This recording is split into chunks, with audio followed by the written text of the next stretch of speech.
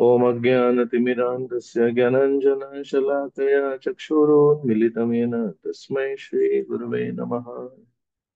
नमो विष्णुपादाय कृष्णप्रेष्ठाय भूतले श्रीमते भक्तिवेदान्त स्वामीनिति नामिने। नमस्ते सारस्वते देवे गौरवाणी प्रचारिणे निर्विशेष शून्यवादी पाश्चात्य देशतारिणे। जय श्री कृष्ण चैतन्य प्रभु नित्यानंद श्री अद्वैत गदाधर श्रीवासदि गौर भक्त वृंद। हरे कृष्णा कृष्ण कृष्ण हरे हरे, हरे राम राम राम हरे हरे। हरे कृष्णा, शेवटच्या दिवसाच्या आजच्या प्रवचनामध्ये चर्चेमध्ये आपल्या सर्वांचं स्वागत आहे। आज आपण शेवटच्या विषयावर आणि सर्वात महत्वाच्या विषयावर चर्चा करत आहोत।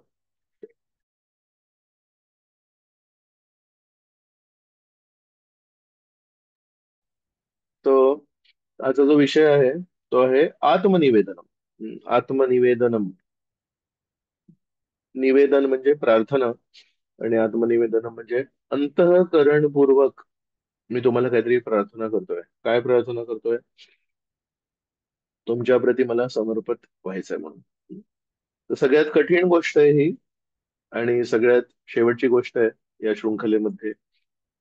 श्रील भक्तिविनोद ठाकूर म्हणतात, मानस देहो गेहो जो किछु मोय, आर्पिलु तुआ पदे नंद किशोर।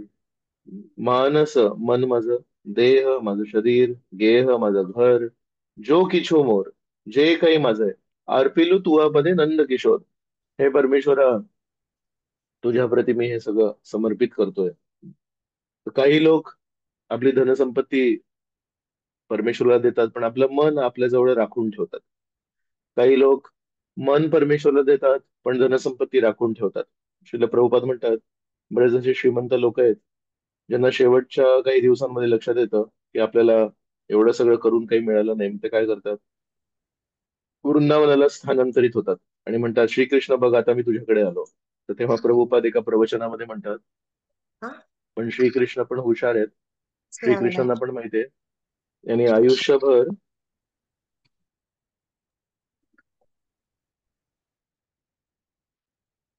यांनी आयुष्यभर स्वतःच्या हिशोबाने जीवन जगलं आणि आता म्हातारपणी जेव्हा फुल कोमेजायला आलंय तेव्हा ते कोमेजलेलं फुल हा श्रीकृष्णांना अर्पण करतोय।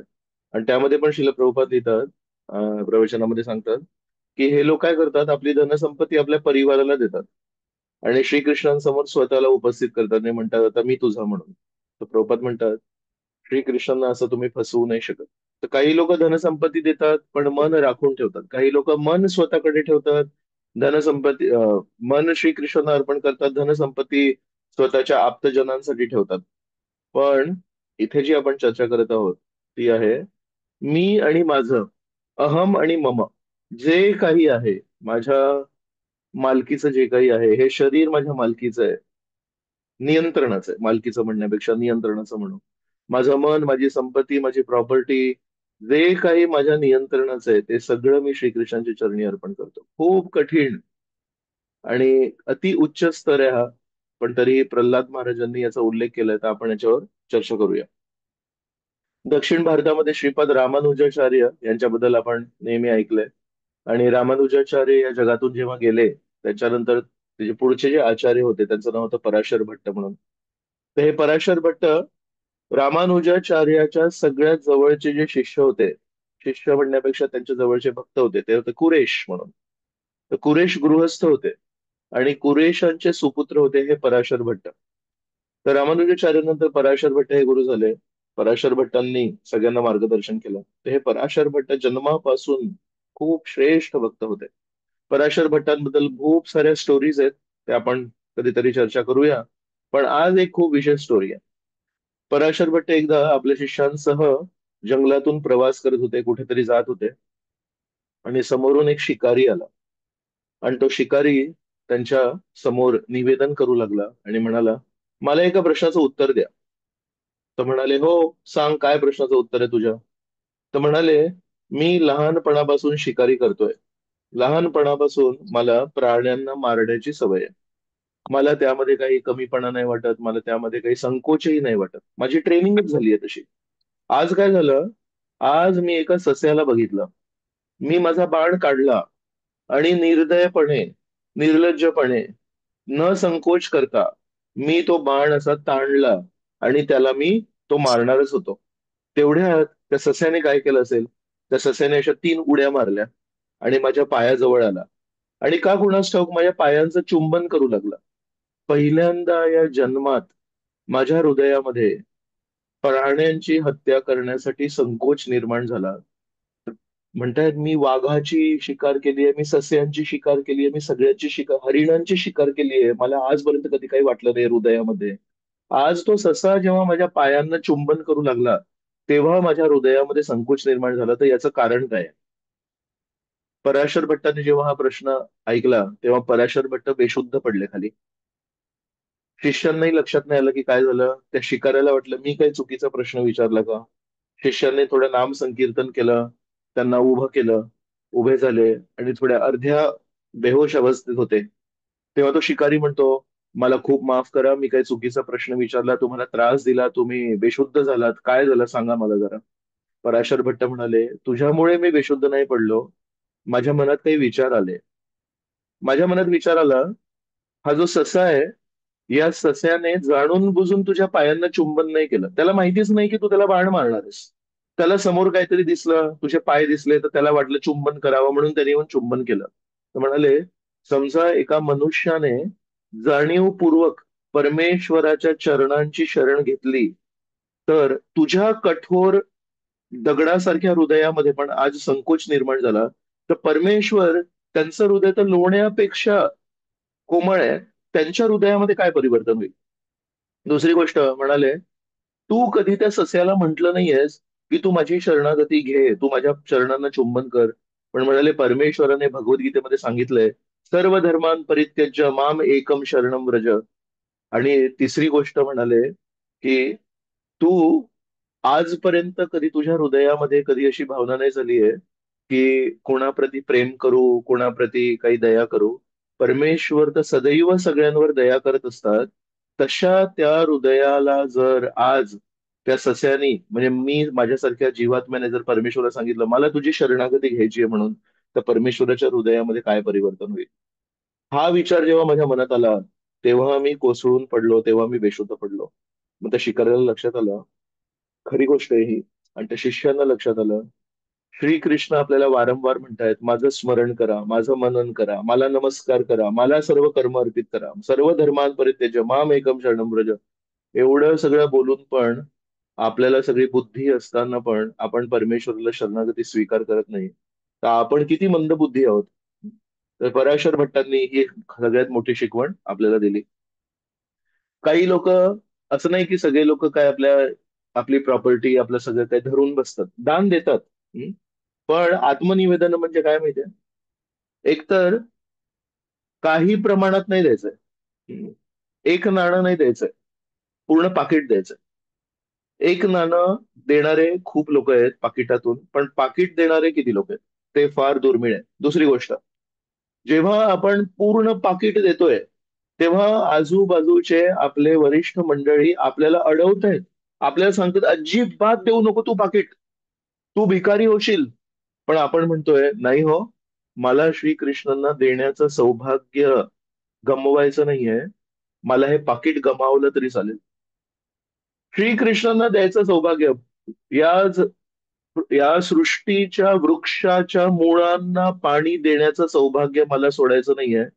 या सृष्टीच्या वृक्षाच्या पानांना, फांद्यांना, फळांना, फुलांना मी आयुष्यभर पाणी दिलंय. आज मला लक्षात आलं की या सृष्टीरूपी वृक्षाचे मूळ कुठे आहेत, त्यांना पाणी देण्याचं मला सौभाग्य सोडायचं नाही. तर पहिली गोष्ट म्हणजे पूर्ण पाकिट देणं. दुसरी गोष्ट म्हणजे आपले वरिष्ठ, आप्तजन, जवळचे लोक, ज्यांनी आपल्यावर अनेकानेक उपकार केलेत आयुष्यभर, ते आपल्याला हात धरतात आणि म्हणतात अजिबात देऊ नकोस, अजिबात देऊ नकोस. आणि आपण म्हणतोय नाही, सौभाग्य आहे, हे सौभाग्य मला सोडायचं नाही. तिसरी गोष्ट, हा काही स्वच्छंद विचार नाहीये की मला द्यायचंय. जसं आपल्या मनामध्ये अनेक स्वच्छंद विचार येतात. आज विचार आला की मला श्रीकृष्णांना द्यायचंय, उद्या विचार येऊ शकतो की मला अजिबात देणार नाही मी, श्रीकृष्णांचा एक दिवा ओवाळणार नाही मी. नाही, हे जे देणं आहे, हे माझ्या मनावर आणि तुमच्या मनावर अवलंबून नाहीये, मानसिक स्तरावर नाहीये. हे श्रेष्ठ वैष्णवांच्या मार्गदर्शनावर आधारित आहे. कारण कोणीतरी श्रेष्ठ वैष्णव आपल्याला म्हणाले की तू असं करायला पाहिजे. कधी कधी माझ्या मनाला पण पटत नसेल, माझ्या मनामध्ये पण संकोच आहे. पण श्रेष्ठ गुरुजन म्हणतायत ना, त्यांच्या शब्दांना आदर देण्यासाठी मी नमणार आणि माझ्या अहंकाराला तिथे मी झुकवणार आणि श्रेष्ठ वैष्णवांचा शब्दांचा आदर करून मी हे दान देणार. तिसरी गोष्ट. चौथी गोष्ट, मी हे जे देतोय हे स्वतःच्या मान सन्मानासाठी नाही देते. आता माझी पाटी लावा इथे, मी आप्तजनांच्या विरुद्ध जाऊन श्रेष्ठ वैष्णवांच्या आज्ञेला अनुसरून माझं पूर्ण पाकिट श्रीकृष्णानं दिलं, अजिबात माझी कुठे पाटी नाही लावायची. म्हणजे एकच इच्छा आहे, परमेश्वराची प्रसन्नता. चार गोष्टी झाल्या. पाचवी, असं केल्यानंतर माझ्या जीवनात जे काही घालमेल होईल, ज्या काही घडामोडी होतील, माझं शोषण होईल, लोक माझ्यावर हसतील, लोक माझी मस्करी करतील, जे काही होईल ते चालेल, पण श्रीकृष्ण प्रसन्न होतील ना, श्रीकृष्णांचा आनंद हा महत्वाचा आहे. अशा प्रकारच्या पाच गोष्टीला धरून जर आपण श्रीकृष्णांना कधी काही दान दिलं, तर त्याला आपण म्हणू शकतो आत्मनिवेदनम. या पाचही गोष्टी जर नसल्या त्याच्यामध्ये, तर आपण त्याला आत्मनिवेदनम नाही म्हणू शकत. याचे सगळ्यात श्रेष्ठ उदाहरण कोण आहेत? बली याचे, महाराज. या फार कठीण बली क्रियेचे, महाराज. या धन्यवाद. तो या कठीण क्रियेचे किती दुर्मिळ आचार्य असणार उदाहरण म्हणून. आणि परमेश्वर पण जेव्हा आपल्याला शिकवतात तेव्हा कसं शिकवतात बघा. कोणीतरी चांगले साधू पुरुष असते, हं? कोणीतरी शुद्ध जीवन जगणारे व्यक्ती असते, तर आपण म्हणालो असतो, आपण आपण आपण आहोत ना, आपल्याला तर कारणं पाहिजेत ती पळवाट काढण्यासाठी. तर कोणी ऋषी मुनी लहानपणापासून शुद्ध, आई वडील शुद्ध, आजोबा आजी शुद्ध, काका मामा मामी सगळे शुद्ध, त्यांनी आत्मनिवेदनम केलं असतं. आपलं मन आहे ना इतकं मस्त आहे, जेव्हा आपण हे ऐकू तेव्हा प्रभूजी, आमचे आई वडील इतके शुद्ध नव्हते, आमचे आजी आजोबा एवढे शुद्ध नव्हते आणि ते सगळे शुद्ध असले तरी मी एवढा शुद्ध नाही, त्याच्यामुळे हे आत्मनिवेदन माझ्यासाठी नाहीये. श्रीकृष्णांनी आत्मनिवेदनासाठी कोणाला वापरलं? असुर कुळातला जन्मलेला एक बळी म्हणून माणूस आहे. तो व्यक्ती आहे, त्याने आयुष्यात कधी परमेश्वराची विशेष काही सेवा केली नाहीये. हम्म.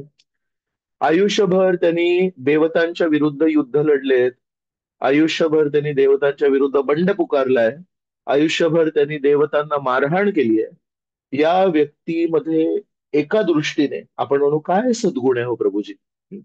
असा हा दुर्गुणी व्यक्ती हा नवविधा भक्तीमध्ये सगळ्यात कठीण गोष्टीचा आचार्य आहे. तर याच्यातून आपल्यामधून समजा कोणी म्हणालं की प्रभूजी मला नाही शक्य होणार, तर ठीक आहे, काही हरकत नाही. पण जर आपण म्हणाल की त्याची कारण आहेत प्रभूजी, त्याचे कारण असं आहेत की अमुक अमुक कारण आहे, त्याचं कारण ते नाहीये. कारण एकच आहे, मला शरणागती करायची नाहीये, मला आत्मनिवेदन करायचं नाहीये, मला माझ्या जीवनामध्ये बाकीच्या गोष्टी महत्वाच्या आहेत. जर बली महाराज ज्यांनी आयुष्यभर देवतांचा विरोध केला, त्यांनी आयुष्यभर मारहाण केली, आयुष्यभर परमेश्वराचे नियम भंग केले, पण तो आत्मनिवेदनमचा जर आचार्य बनू शकतो, तर या जगामध्ये कोणीही व्यक्ती जर जिद्द असेल तर आचार्य बनू शकतो. याच्यावर आपण आणखी चर्चा नंतर शेवटी करूया की बली महाराजांच्या जीवनामध्ये इतके अपात्रता असतानाही त्यांना या कठीण गोष्टीचे ते आचार्य कसे बनले, याच्यावर आपण एक चर्चा करणार आहोत. जर चुकून माकून माझ्याकडून ती चर्चा राहिली तर तुम्ही कृपया मला आठवण करा. तर बली महाराजांचं सारांश रूपी जीवन बघूया आपण. बली महाराज प्रल्हादाचा मुलगा विरोचन आणि विरोचनचे मुलगा बली, आणि राज्य करतायत. असुर कुळामध्ये जन्मल्या कारण तर जय विजय आहेत, हिरण्याक्ष आणि हिरण्यकशिपू आहेत.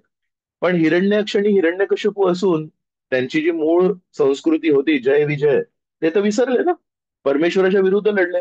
तसं बली महाराज पण जरी प्रल्हादाच्या जीव फॅमिलीमध्ये जन्मलेत, कुळामध्ये जन्मलेत, पण त्यांना त्याचं जास्ती काही भान राहिलं नाही आणि नेहमी देवतांच्या विरुद्ध युद्ध लढतायत, त्यांना मारहाण करतायत. एक भीषण युद्ध झालं. तर 8व्या स्कंदामध्ये त्याचं वर्णन आहे. आणि इतकं भीषण युद्ध आहे की पृथ्वीवर युद्ध होत होतं, आकाशामध्ये युद्ध होत होतं, अंतरिक्षामध्ये युद्ध होत होतं.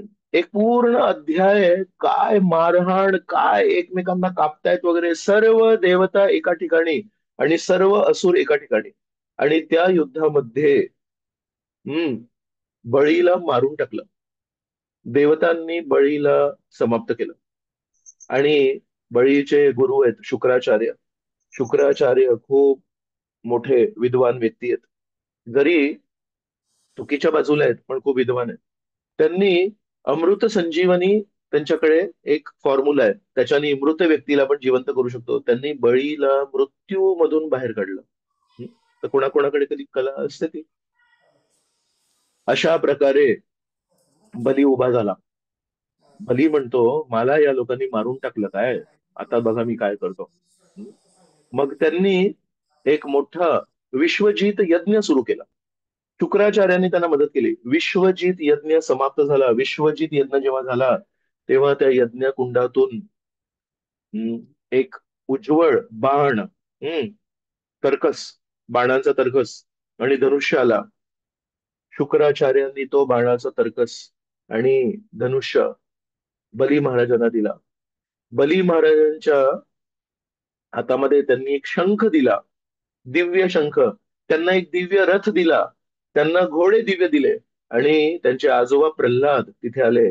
आणि प्रल्हादाने त्यांच्या गळ्यामध्ये एक पुष्पमाळा घातली जी चमकत होती. अशा प्रकारे आपल्या गुरूंचे आशीर्वाद यज्ञ करून, आपल्या आजोबांचे आशीर्वाद घेऊन बली महाराज आपल्या सैन्यासह, अरे याला तर मारून टाकलं होतं ना आपण, हा कसा जिवंत झाला, स्वर्गाच्या द्वारावर गेले. आणि फक्त त्यांनी तो शंखनाद केला. शंख केला. त्या शंखाच्या आवाजाने, तो शंख ध्वनी इतका जोरदार होता, हे सर्व देवता म्हणाले याला आपण ठार मारलं होतं. काय चमकतोय हा, हा सूर्यासारखा चमकतोय. आणि हा येऊन काय म्हणू आपण, म्हणजे किती याची भावना, एक त्याला मारून टाकलं होतं, एक त्या जिवंत झाला आणि परत आमच्याच घरी येतोय आणि आमच्या घराच्या बाहेर शंख वाजवतोय. म्हणजे याच्याकडे काहीतरी दिव्य शक्ती मिळालेली असणार. सगळे देवता पळून गेले. सर्व देवता आपल्या घराला सोडून, आपल्या संपत्तीला सोडून रेफ्युजी झाले. कशामुळे? बली महाराजांच्या शंखनादामुळे. Can you imagine Bali's power? काय शक्ती असेल, देवता घर सोडून पळून गेले. तर हे बली महाराज आहेत. या बली महाराजांनी अशा प्रकारे स्वर्ग जिंकला. आणि स्वर्ग जिंकला म्हणून पूर्ण ब्रह्मांड जिंकला, नियंत्रकांना बाहेर काढलं. तर सर्व देवता गेले आपल्या आईकडे, अदितीकडे. आणि अदितीने कश्यप ऋषींना विनंती केली. त्यांनी दोघांनी प्रार्थना केली. तर त्यांना एक मुलगा झाला, उपेंद्र. काय म्हणतो आपण, राष्ट्रपती, उपराष्ट्रपती, म्हणजे त्यांच्या खालचं पद. मुख्यमंत्री, उपमुख्यमंत्री, खालचं पद. तसं इंद्राचा लहान भाऊ, इंद्राचा लहान भाऊ कोण होणार? उप इंद्र. म्हणून वामन देवाचं नाव आहे उपेंद्र. तर उपेंद्र आले, वामनदेव आले. खूप सुंदर आकर्षक बटू रूपात, एका ब्राह्मण रूपात आले. आणि हम्म, किती सुंदर आहेत ते, किती आकर्षक आहेत ते. लहान मुलं तशीच आकर्षक असतात. आणि जेव्हा श्रीकृष्ण लहान मुलगा बनून येतात, तेव्हा ते खूप आकर्षक असतात. तेव्हा बली महाराजांच्या सभेत गेले आणि त्यांना म्हणाले, हे बली, तुम्ही तर सर्व ब्रह्मांडाचे मालक आहात, कृपया मला काही दान देणार का? म्हणाले, अरे मी बली आहे, काय पाहिजे तुला? मी पूर्ण ब्रह्मांडावर राज्य करतो, तुला काय पाहिजे सांग. म्हणाले, काही नाही, मला फक्त 3 पाऊल जमीन पाहिजे. बली महाराज म्हणतात, हा हा हा हा हा, तुझं उंची जेवढी कमी आहे तुझी, तेवढे तुझी बुद्धी पण कमी आहे. तुला काही अक्कल नाही. अरे जास्ती मग काहीतरी अक्कल आहे की नाही तुला? माझ्याकडे सगळं काही आहे, काय पाहिजे तुला? म्हणजे नाही हो, मी समाधानी ब्राह्मण आहे, मला फक्त 3 पाऊल जमीन पाहिजे. बली महाराज म्हणाले, ठीक आहे, तुमची जशी इच्छा. अहंकाराने युक्त होऊन बली महाराजांनी हातामध्ये पाणी घेतलं आणि म्हणाले, ओम म्हणणार होते. तेवढ्यामध्ये शुक्राचार्य म्हणतात, थांब बली, अजिबात तू याला कबूल करू नको. हा जो लहानसा सुंदरसा गोड बोलणारा सो कॉल्ड तथाकथित समाधानी ब्राह्मण आहे, हा तुला फसवायला इथे आलाय. हे विष्णू आहेत. आणि बघ आता काय होईल. हे तुला काहीतरी मोठी गोष्ट मागतील आणि यांना तू अजिबात दान द्यायचं नाही. तर ज्ञान आहे, पण ते ज्ञान कशासाठी आहे? परमेश्वराच्या विरोधासाठी आहे. तर कोणी असं समजू नये की ज्ञानी व्यक्ती सगळे परमेश्वराला शरण जातात. तर म्हणून श्रीकृष्ण भगवद्गीतेमध्ये म्हणतात, मनुष्याणाम सहस्त्रेषु, हजारो हजारो मनुष्यातून एखाद्या व्यक्तीला बुद्धी येते आणि एखादा व्यक्ती शरणागत जातो श्रीकृष्णांना. सगळे लोक ऐकतात. मग आता कालच कोणतरी आपलं आपल्या सर्वांचं वर्णन करत होते कोणीतरी आणि म्हणाले, प्रभूजी कळतंय पण वळत नाही हो. ती पूर्ण मनुष्य समाजाची हे आहे. दुर्योधनाला डोळ्यासमोर सगळं काही होत होतं, पण म्हणाला अजिबात शरणागती करणार नाही.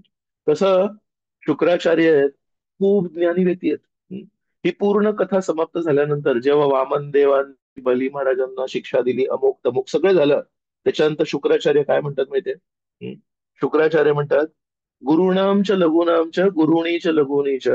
म्हणजे या जगामध्ये असं आहे, लहान आजारांना सिंपल औषध असतं आणि कठीण कठीण आजारांना खूप महागडं किंवा खूप जोरदार पॉवरचं औषध असतं. पण म्हणतात, एक अशी गोष्ट आहे जी सगळ्या आजारांना, सगळ्या चुकांना, सगळ्या दोषांना चालते. तर काय म्हणतात शुक्राचार्य? अनुसंकीर्तनम तव. हे शुक्राचार्य जे आता बली महाराजाला म्हणतात अजिबात शरणागती करायची नाही, ते नंतर काय म्हणतात माहितीये?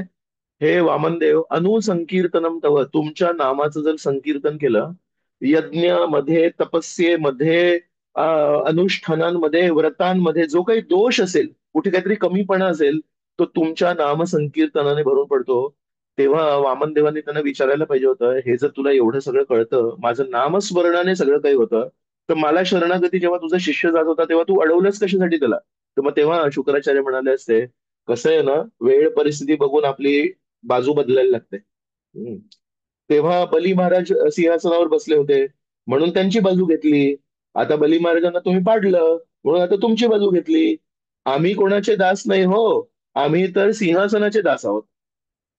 म्हणून सिंहासनाचे जे दास आहेत ते श्रीकृष्णांचे दास कधी बनू नाही शकत. हम्म. तर शुक्राचार्य, आपण पुन्हा आपल्या सिच्युएशनला येऊ. तर शुक्राचार्य म्हणतात अजिबात याला दान द्यायचं नाही. नंतर म्हणतात, हे विष्णू आहेत, हे तुला फसवायला आलेत.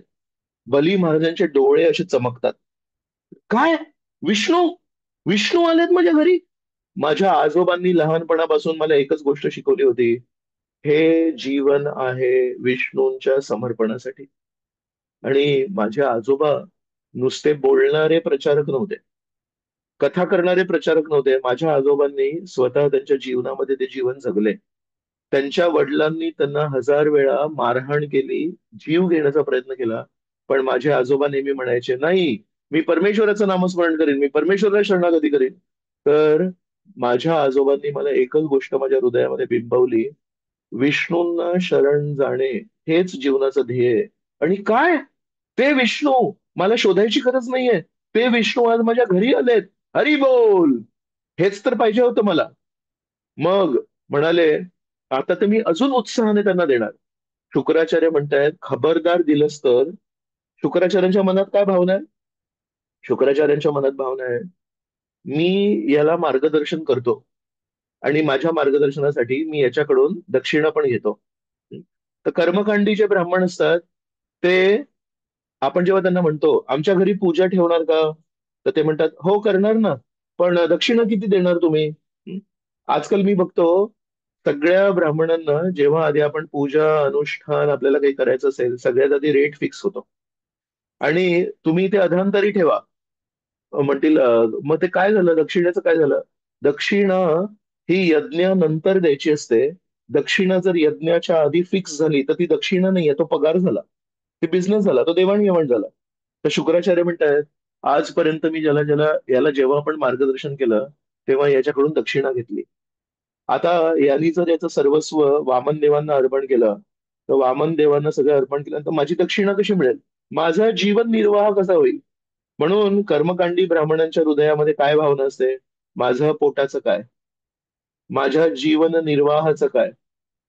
पण केवळ वैष्णव असतात, ते म्हणतात, मार्गदर्शन देतात तेव्हा मनात म्हणतात, अजिबात तुमच्याकडून काही घेणार नाही, उलट एकच गोष्ट घेईन, कमिटमेंट. तुमच्याकडून मला एक आश्वासन द्या की तुम्ही परमेश्वराप्रती निष्ठावंत राहाल. हं? तर म्हणून जेव्हा आपण वैष्णवांकडून मार्गदर्शन मागतो, ते आपल्याला फुकट नाही देत. ते आपल्याला आश्वासन मागतात की आपण कमिटमेंट ठेवू. आणि कर्मकांडी ब्राह्मण आपल्याला आश्वासन मागतात की आपल्याला इतकी इतकी दक्षिणा द्या. सगळेजण आपापल्या दृष्टीने काहीतरी मागतात. तर वैष्णवांच्या मनात फक्त एकच आहे, हं? बोल हरी बोल, बोल हरी बोल, बोल हरी बोल. परमेश्वराचं नामस्मरण करावं. तुम्हाला कंठी माळा पाहिजे का? पण तुम्ही आजपासून शेवटच्या क्षणापर्यंत 16 माळा करणार का? नाही हो प्रभूजी, आम्हाला नाही जमणार. मग कंठी माळा नाही मिळणार. कंठी माळा पाहिजे असेल तर आजपासून शेवटपर्यंत 16 माळा करायला लागतील. आजपासून शेवटपर्यंत 4 माळा करायला लागतील. ही कमिटमेंट देणार तर देणार. तर शुक्राचार्यांच्या मनात आहे, मी जर यांना हम्म या बलीने जर वामन देवांची शरणागती घेतली, तर नंतर माझा पगार कुठून येणार?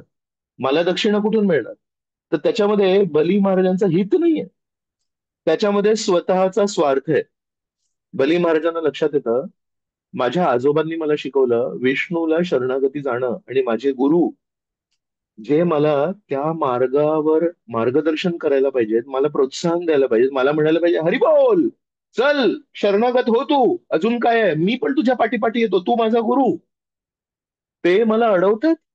बली महाराजांच्या हृदयामध्ये आजोबांच्या शिकवणीने इतकं मोठं घर केलं होतं.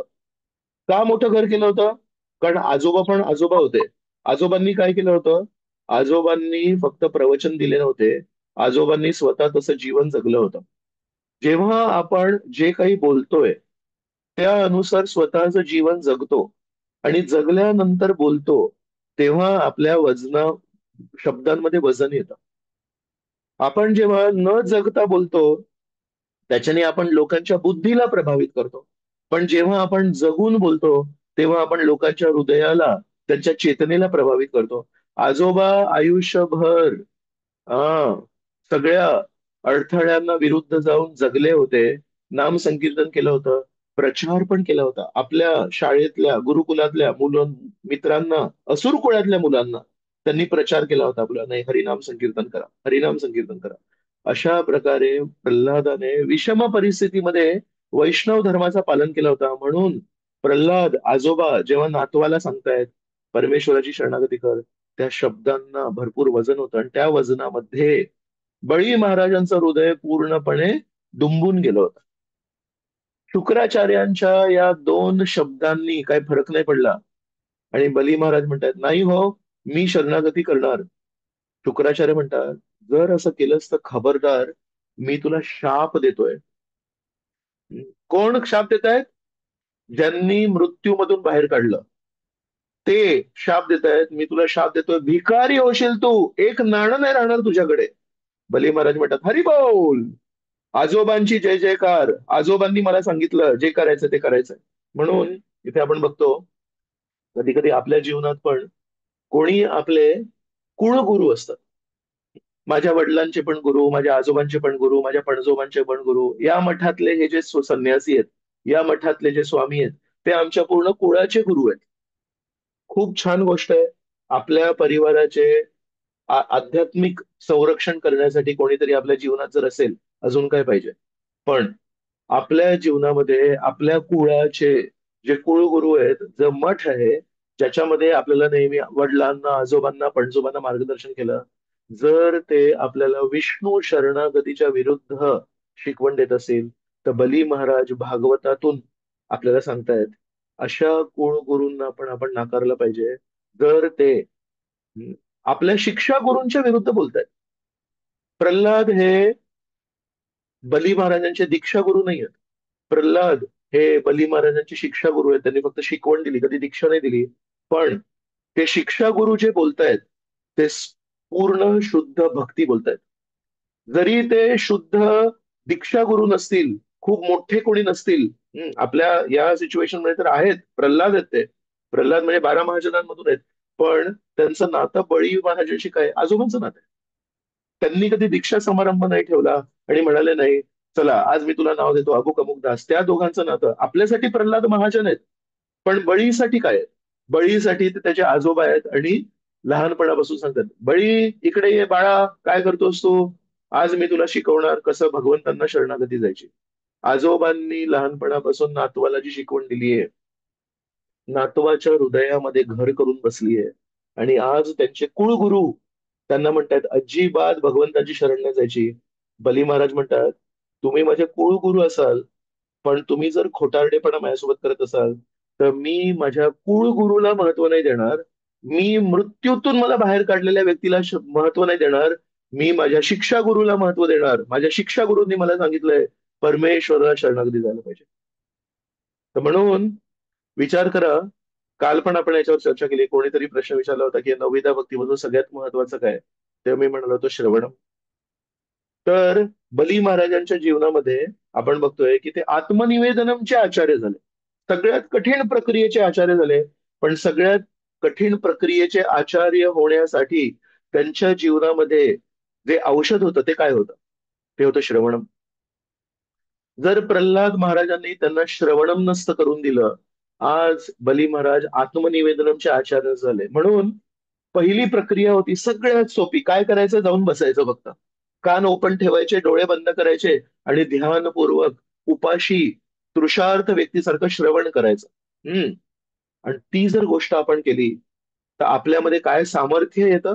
आपल्यामध्ये सामर्थ्य येतं, आत्मनिवेदनम करू शकतो आपण. पहिल्या गोष्टीतून शेवटची गोष्ट करू शकतो. पहिली गोष्ट सगळ्यात सोपी आणि शेवटची गोष्ट सगळ्यात कठीण. पण पहिल्या गोष्टीमध्ये आणि शेवटच्या गोष्टीमध्ये एक धागा आहे. काय आहे तो?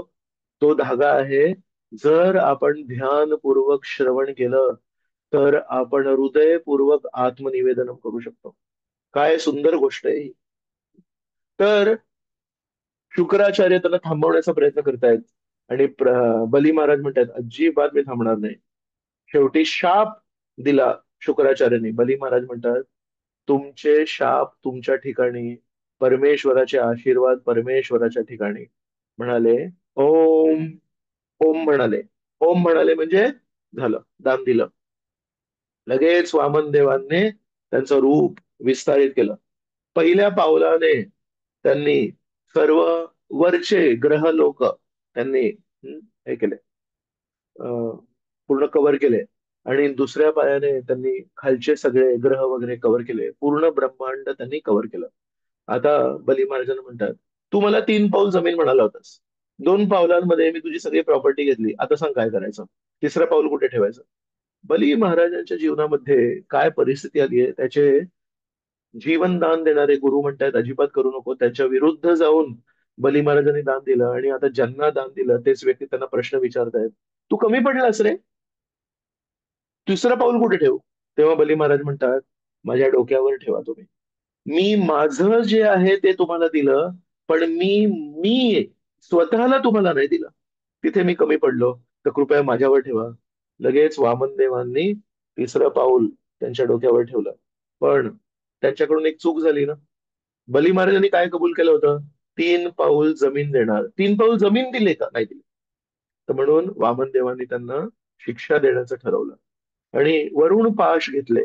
वरुण पाशाने बली महाराजांना असं गुंडाळलं, त्यांना बांधलं आणि एका गुन्हेगारासारखं, गुन्हा केल्यावर कसं बांधतात पोलीस, तशा प्रकारे त्यांना बांधलं. कोणासमोर बांधलं? त्याच गुरूंसमोर, जे गुरु म्हणत होते करू नकोस भिकारी होशील. आणि झाले भिकारी. पण भिकारी होऊन थांबलं नाही. त्यांच्या समोर आता एका कैद्यासारखं त्यांना बांधलंय.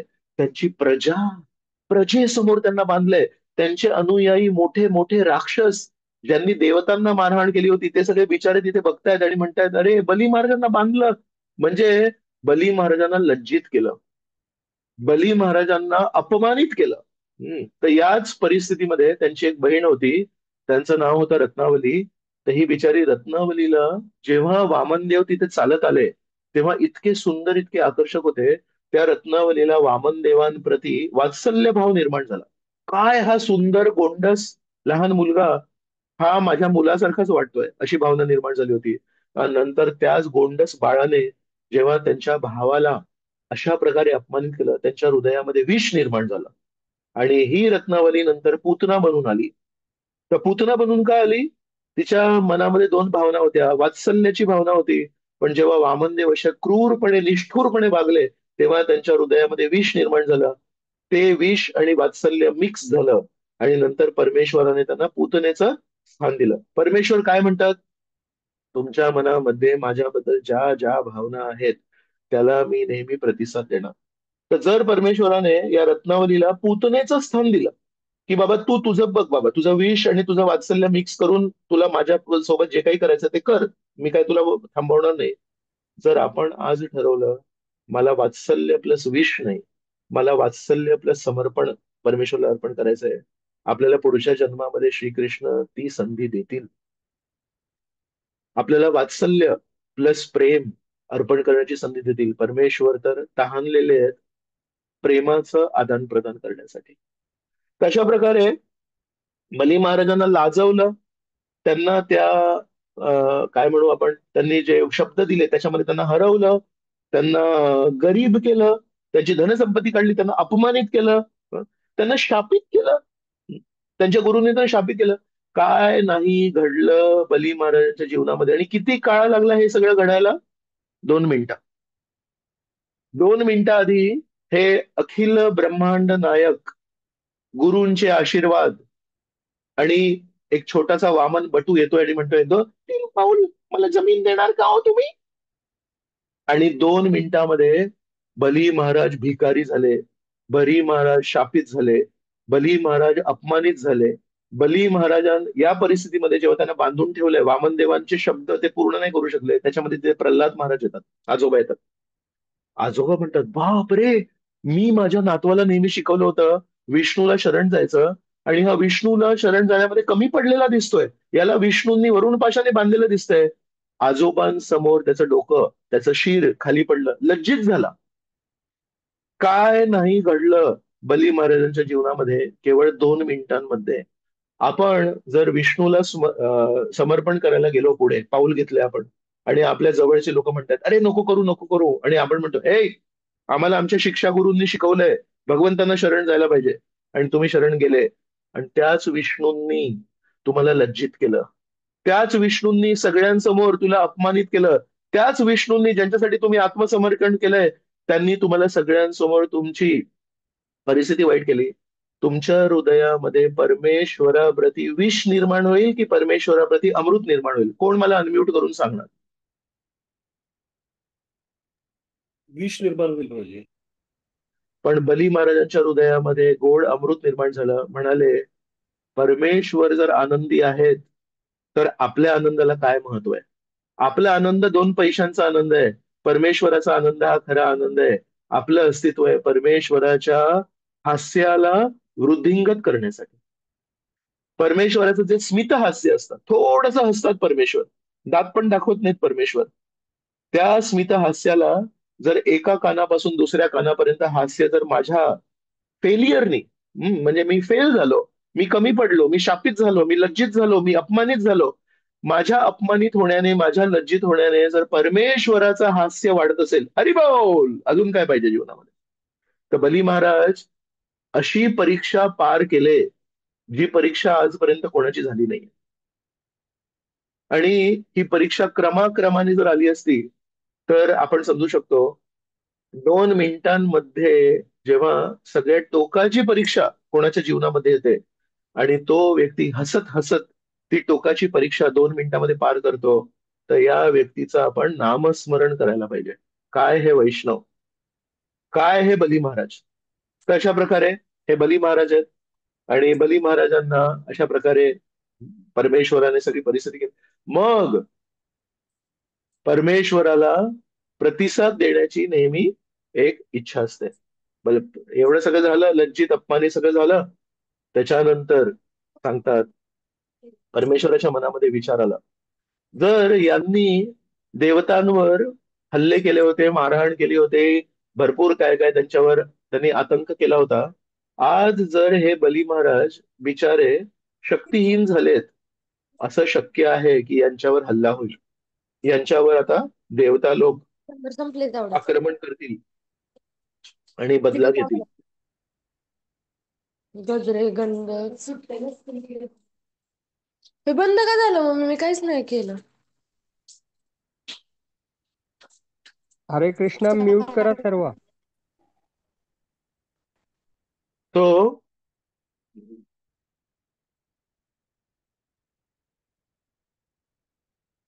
बली महाराज बली महाराज तो वामनदेव म्हणतायत आता बिचारे हे शक्तिहीन झाले, यांची शक्ती गेली आणि यांच्यावर आता बदला घेऊ शकतात, देवता बदला घेऊ शकतात.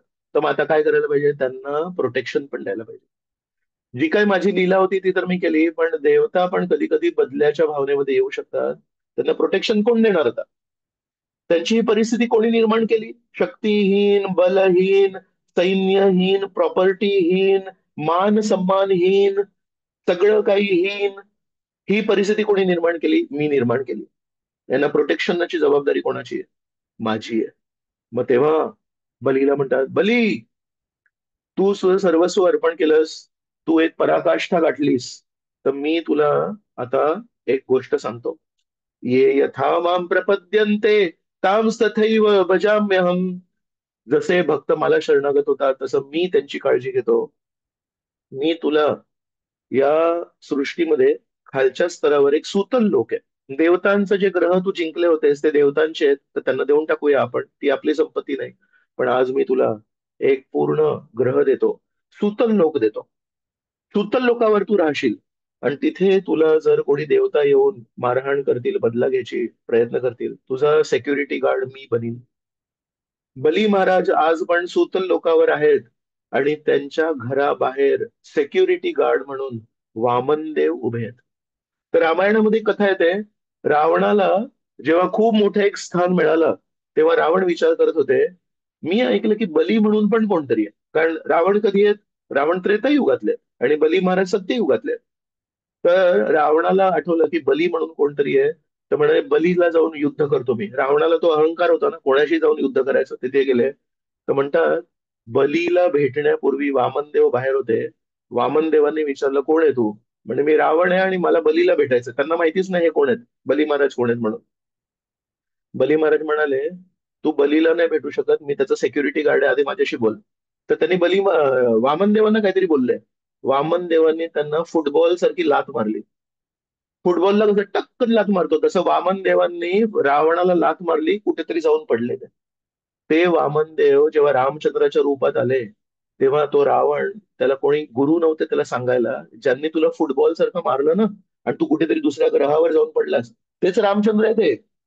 पण गुरु नसलेलं तर शेजारी परमेश्वर असले तरी कळत नाहीत, आणि जेव्हा गुरु असतात तेव्हा जे परमेश्वर दिसत नाहीत ते पण आपल्याला दिसतात. नारद मुनींनी प्रल्हादाला सांगितलं होतं, प्रल्हादाला खांबामध्ये भगवंत दिसले. हिरण्यकश्यपूला त्या खांबामध्ये भगवंत दिसत नव्हते. जिथे भगवंत दिसत नाहीत लोकांना तिथे पण भगवंत दिसतात, जर आपले गुरु श्रेष्ठ असतील तर. आणि जर आपले गुरु श्रेष्ठ नसतील, शेजारी भगवंत उभे आहेत पण आपल्याला भगवंत दिसत नाहीत. म्हणून नेहमी एक दृष्टी देणारा व्यक्ती लागतो जीवनामध्ये. प्रत्येक गोष्ट आपल्याला स्वतःला उमजत नाही. तो वामनदेव आज पण सूतल लोकांमध्ये बली महाराजांची सेवा करतायत. तर श्रीकृष्ण काय म्हणतात, जर तू तुझं सर्वस्व मला अर्पण केलंस, नॅचरल मी पण माझं सर्वस्व तुला अर्पण करीन. वामनदेवांनी आपलं स्थान, आपलं सगळं काही सोडून तिथे बली महाराजांची सुरक्षा करतायत. का? बली महाराज आज बिचारे शक्तीहीन झाले, तर त्यांच्यावर कोणी आक्रमण करू नये म्हणून स्वतः त्यांची काळजी घेतात. याला म्हणतात विष्णू, याला म्हणतात कृष्ण, याला म्हणतात रामचंद्र.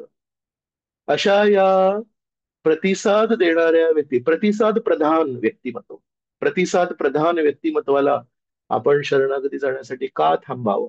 का नाही आपण सर्वस्व या परमेश्वरला अर्पण करावं? हा प्रश्न आपल्याला मनात यायला पाहिजे. तर हे सगळं जेव्हा झालं तेव्हा एक खूप माझ्या स्वतःच्या आवडीचा एक गोड श्लोक आहे याच्यामध्ये. तर जेव्हा वरुण पाशाने बली महाराजांना बांधलं तेव्हा वामनदेव आता मजा बघतायत की याची काय परिस्थिती होईल, याच्या हृदयामध्ये विष निर्माण होईल की याच्या मनामध्ये आता अमृत निर्माण होईल. त्यावेळेस ब्रह्मदेव तिथे उपस्थित असतात. ब्रह्मदेव काहीतरी बोलतात. आता प्रश्न येतो, बली महाराजांनी आयुष्यभर नेहमी देवतांच्या विरुद्ध युद्ध लढले आणि देवतांचे सगळ्यात श्रेष्ठ देव कोण? ब्रह्मदेव. तर ब्रह्मदेवांना काय पडलीये?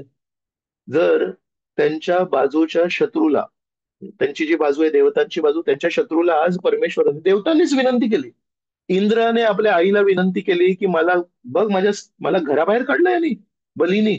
तर म्हणून अदिती आणि कश्यप यांनी उपेंद्राला जन्म दिला. त्या देवतांच्या प्रार्थनेमुळे आज विष्णू आले आणि त्या विष्णूंनी या बली महाराजांना बांधून ठेवलंय. आणि त्या देवतांचे लीडर आहेत ब्रह्मदेव, त्यांना काय पडली आहे बोलायची, पण त्यांना राहावे ना. तर ते परमेश्वराला याचना करतात. यत पादयोरषटधी सलिलम प्रदाय दुर्वांकुरैरपि विधाय सतीं सपर्याम अपि उत्तमां गतिमसौ भजतां त्रिलोकीन् दाश्वान अविक्लवमन कथमार्तिमृच्छेद.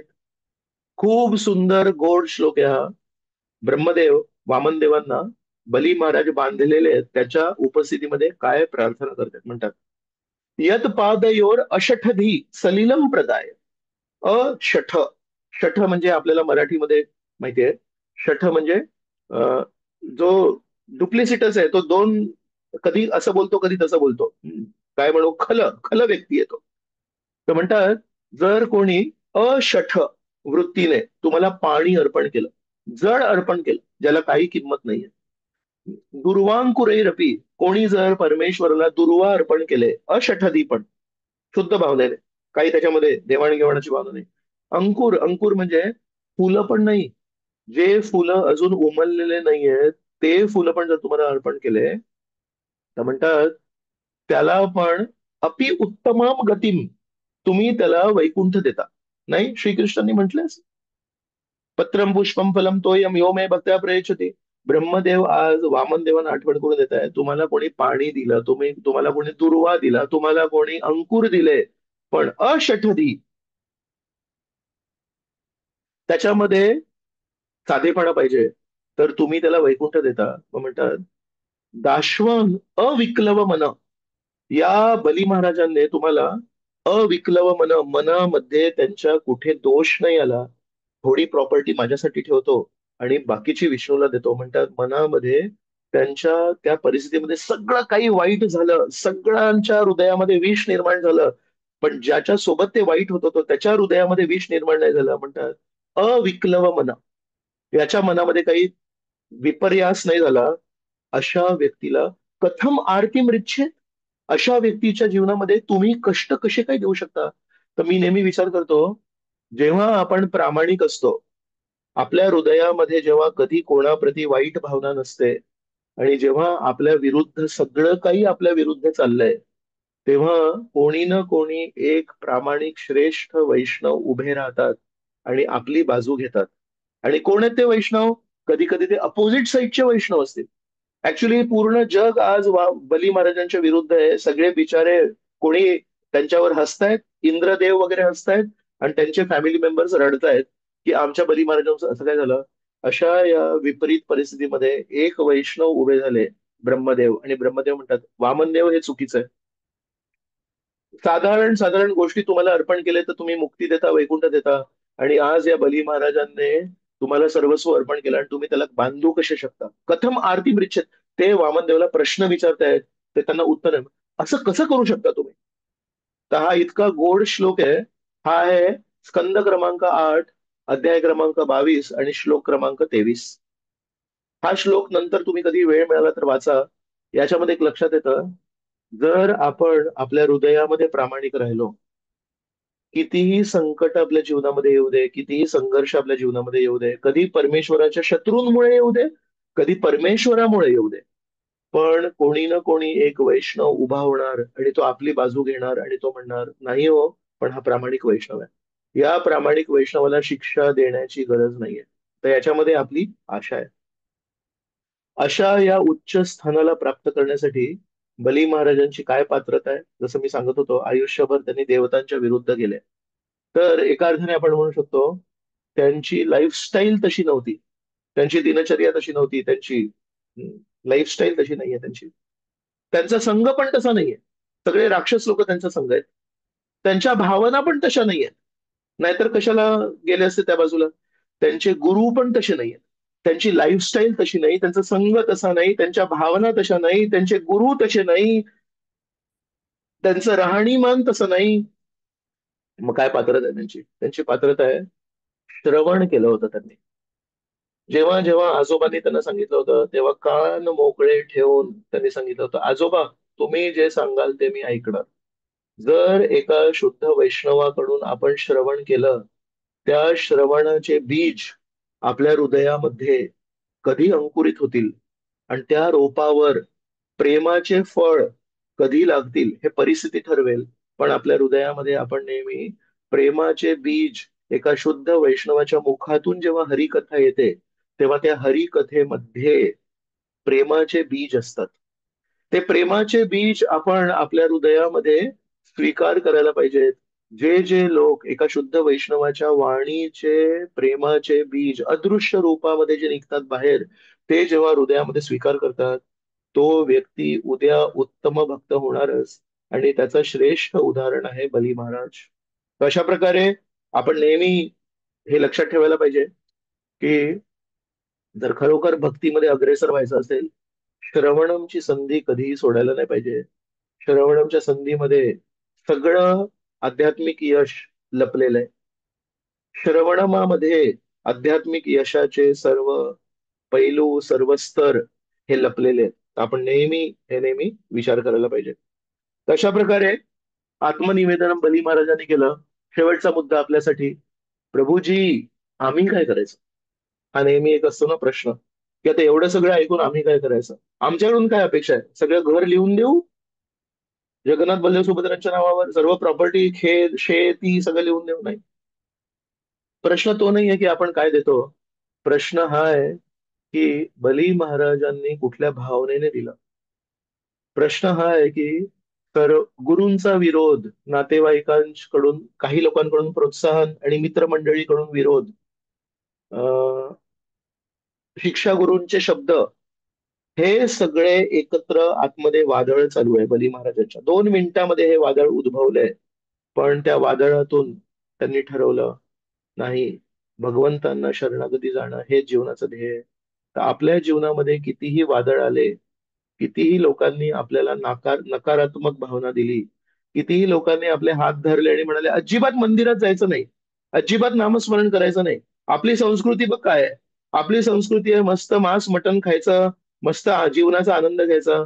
आपण तो हात आदरपूर्वक बाजूला ठेवायला पाहिजे आणि म्हणायला पाहिजे, तुमचं म्हणणं खरं आहे, पण माझ्या शिक्षा गुरूंनी मला सांगितलंय की आपण परमेश्वराची शरणागती घ्यायला पाहिजे, आपण नित्य नामस्मरण करायला पाहिजे आणि आपण वैष्णवांना प्रसन्न करायला पाहिजे.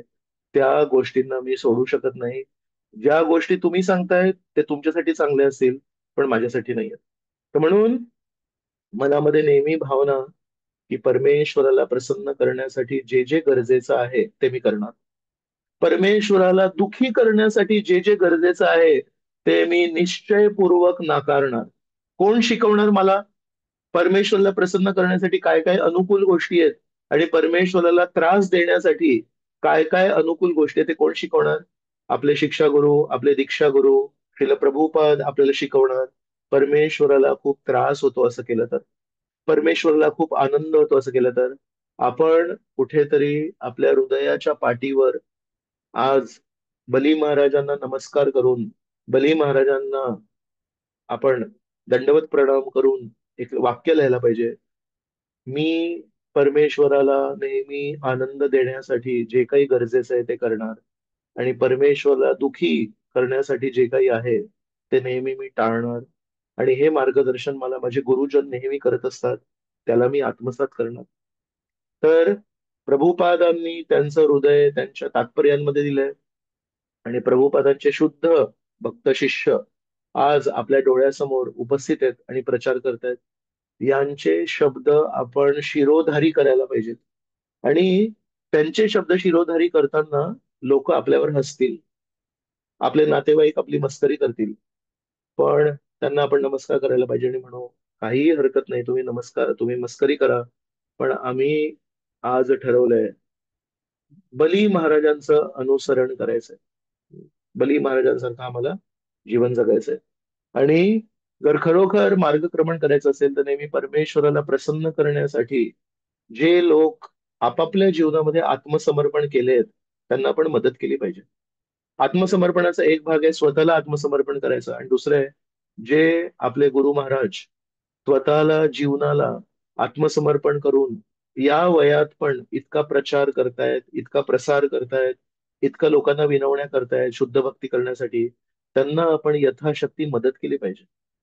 जर आपण म्हणालो आत्मनिवेदनाचा प्रोजेक्ट माझा पर्सनल प्रोजेक्ट आहे, त्या पर्सनल प्रोजेक्टला काय किंमत आहे? पण ज्यांनी शुद्ध जीवन जगलंय आपल्या डोळ्यासमोर, आपलं किती मोठं सौभाग्य आहे की आज पण आपले गुरु महाराज आपल्या डोळ्यांसमोर उपलब्ध आहेत आणि ते शुद्ध जीवन जगतायत, आणि सकाळ दुपार संध्याकाळ 24 तास शुद्ध समर्पणाच्या भावनेने जीवन जगतायत. या व्यक्तीला जर आपण समर्पण केलं तर आपण त्या व्यक्तीला समर्पण करतोय ज्या व्यक्तीने परमेश्वराला समर्पण केलंय. आपल्याकडे कमीत कमी ही संधी तर उपलब्ध आहे, परमेश्वरला समर्पण करण्याऐवजी आपण त्या व्यक्तीला समर्पण करू शकतो ज्यांनी स्वतःचं जीवन परमेश्वराच्या चरणी समर्पित केलं. म्हणून वामनदेव जरी आपल्या जीवनात नसतील आले आपल्याला भिक्षा मागायला, पण आपले गुरु महाराज आपल्या जीवनामध्ये भिक्षा मागायला आलेत आणि म्हणतायत मला मदत करणार का? प्रचार कार्यामध्ये मला मदत करणार का? भक्तांची काळजी घेण्यामध्ये मला मदत करणार का? तर आपण फक्त नामस्मरण जर केलं तर आपण चांगले वैष्णव आहोत. पण जर आपण आपल्या आजूबाजूच्या भक्तांची काळजी घेतली, आपण आजूबाजूच्या प्रांतामध्ये परिसरामध्ये प्रचार कार्यामध्ये जर मदत केली, तर आपण पण कुठेतरी श्रेष्ठ वैष्णव बनू. आपण चांगले वैष्णव तर आहोतच, 16 माळा 4 नियम करतोय, पण आपल्याला जर श्रेष्ठ वैष्णव बनायचं असेल तर गुरु महाराज म्हणतायत माझ्या शिष्यांची काळजी घेणार का? मला प्रत्येक शिष्याची काळजी घ्यायला जमत नाहीये.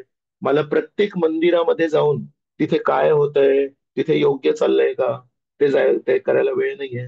तर कृपया माझ्या अधिकारामध्ये, माझ्या क्षेत्रामध्ये जे जे काही प्रचार कार्य चालू आहे त्याला पुढे नेण्यासाठी मला मदत करणार का?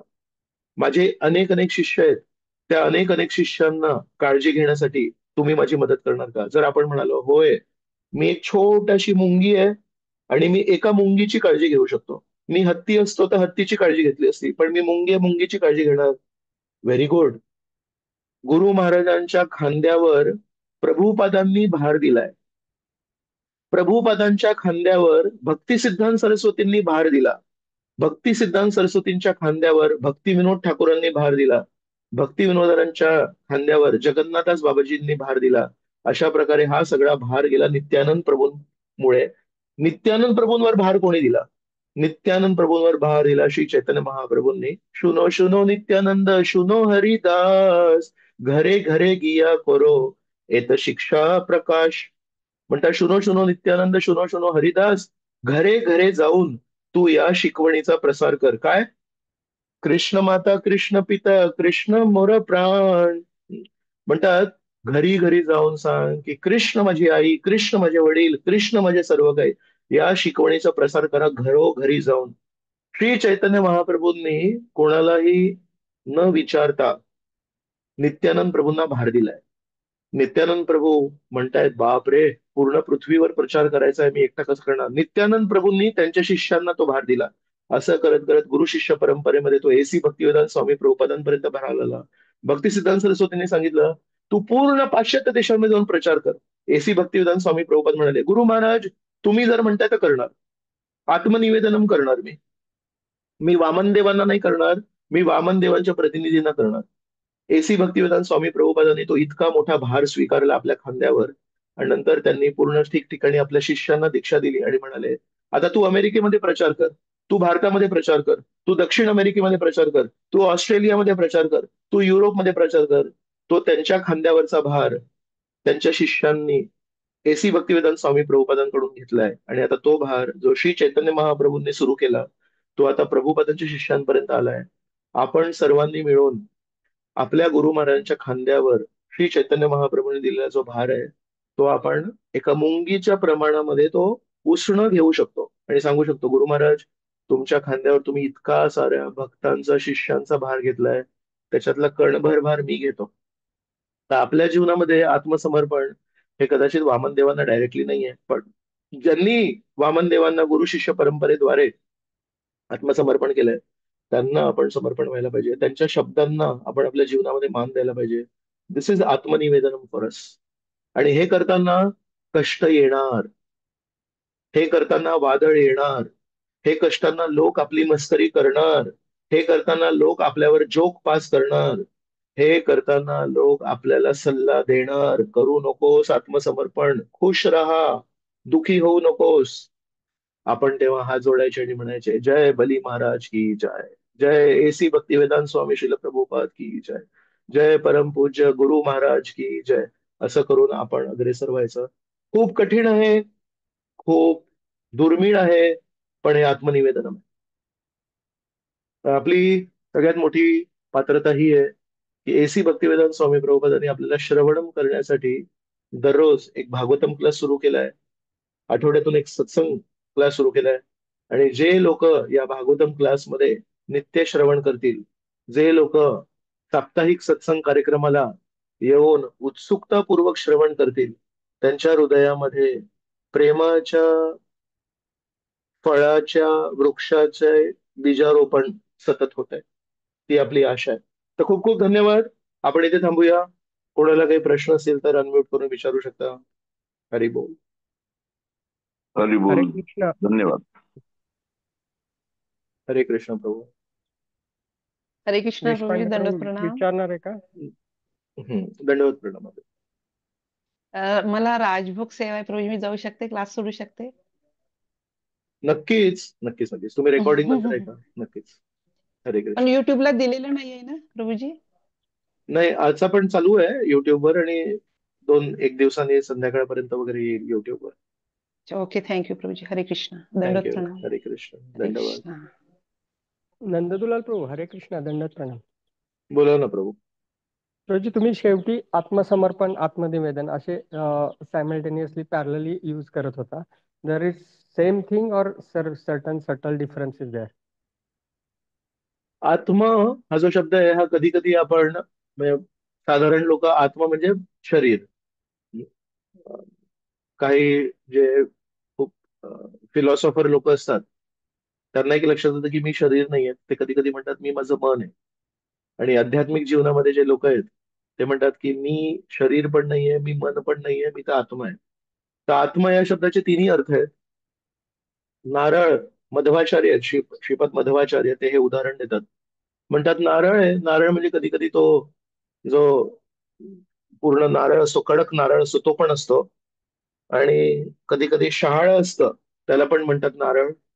आणि कधी कधी त्या नारळाचा जो आतमधला सफेद जो गर असतो, तो पण आपल्या कोणी हातात दिला तर म्हणतात की नारळ, नारळ दिला प्रभूजींनी मला, नारळ दिला. तर नारळ दिला म्हणजे कधी शहाळ. शहाळाचा जेव्हा कोरडा होतो तो शहाळा, तेव्हा तो ब्राऊन कलरचा तो कडक नारळ होतो.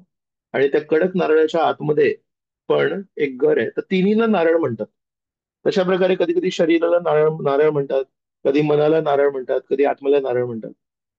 तर आत्मसमर्पण किंवा आत्मनिवेदन म्हणजे तिन्ही स्तरांवर आपण परमेश्वराला शरणागती द्यायची. म्हणजे शरीर पण आपण परमेश्वराच्या चरणी अर्पण करायचं, आपलं मन पण परमेश्वराच्या चरणी अर्पण करायचं, आणि डेफिनेटली आपला आत्मा पण परमेश्वराच्या चरणी अर्पण करायचा. सुरुवातीला मी बोललो, काही लोक आपली प्रॉपर्टी अर्पण करतात, पण प्रेम नाही करत परमेश्वराला. दान धर्म करतील, परमेश्वराला डोनेशन देतील, पण त्यांचं मन परमेश्वराला अर्पण नाही करत. प्रेम परमेश्वरावर नाहीये. धनसंपत्ती देतात, अधूनमधून डोनेशन देतात. काही लोक आहेत, ते प्रेम करतात परमेश्वराला, मन आपलं परमेश्वराला अर्पण करतात, पण प्रॉपर्टी दुसऱ्यांना देतात.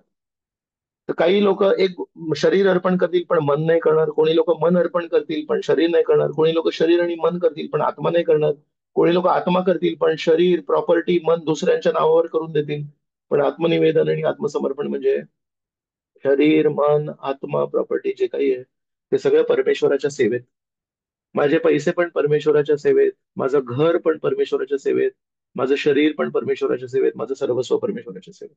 तर म्हणून आत्मनिवेदन आणि आत्मसमर्पण बेसिकली एका स्तरावर आहे, पण ते आत्म म्हणजे सगळं काही, एकच नाही फक्त.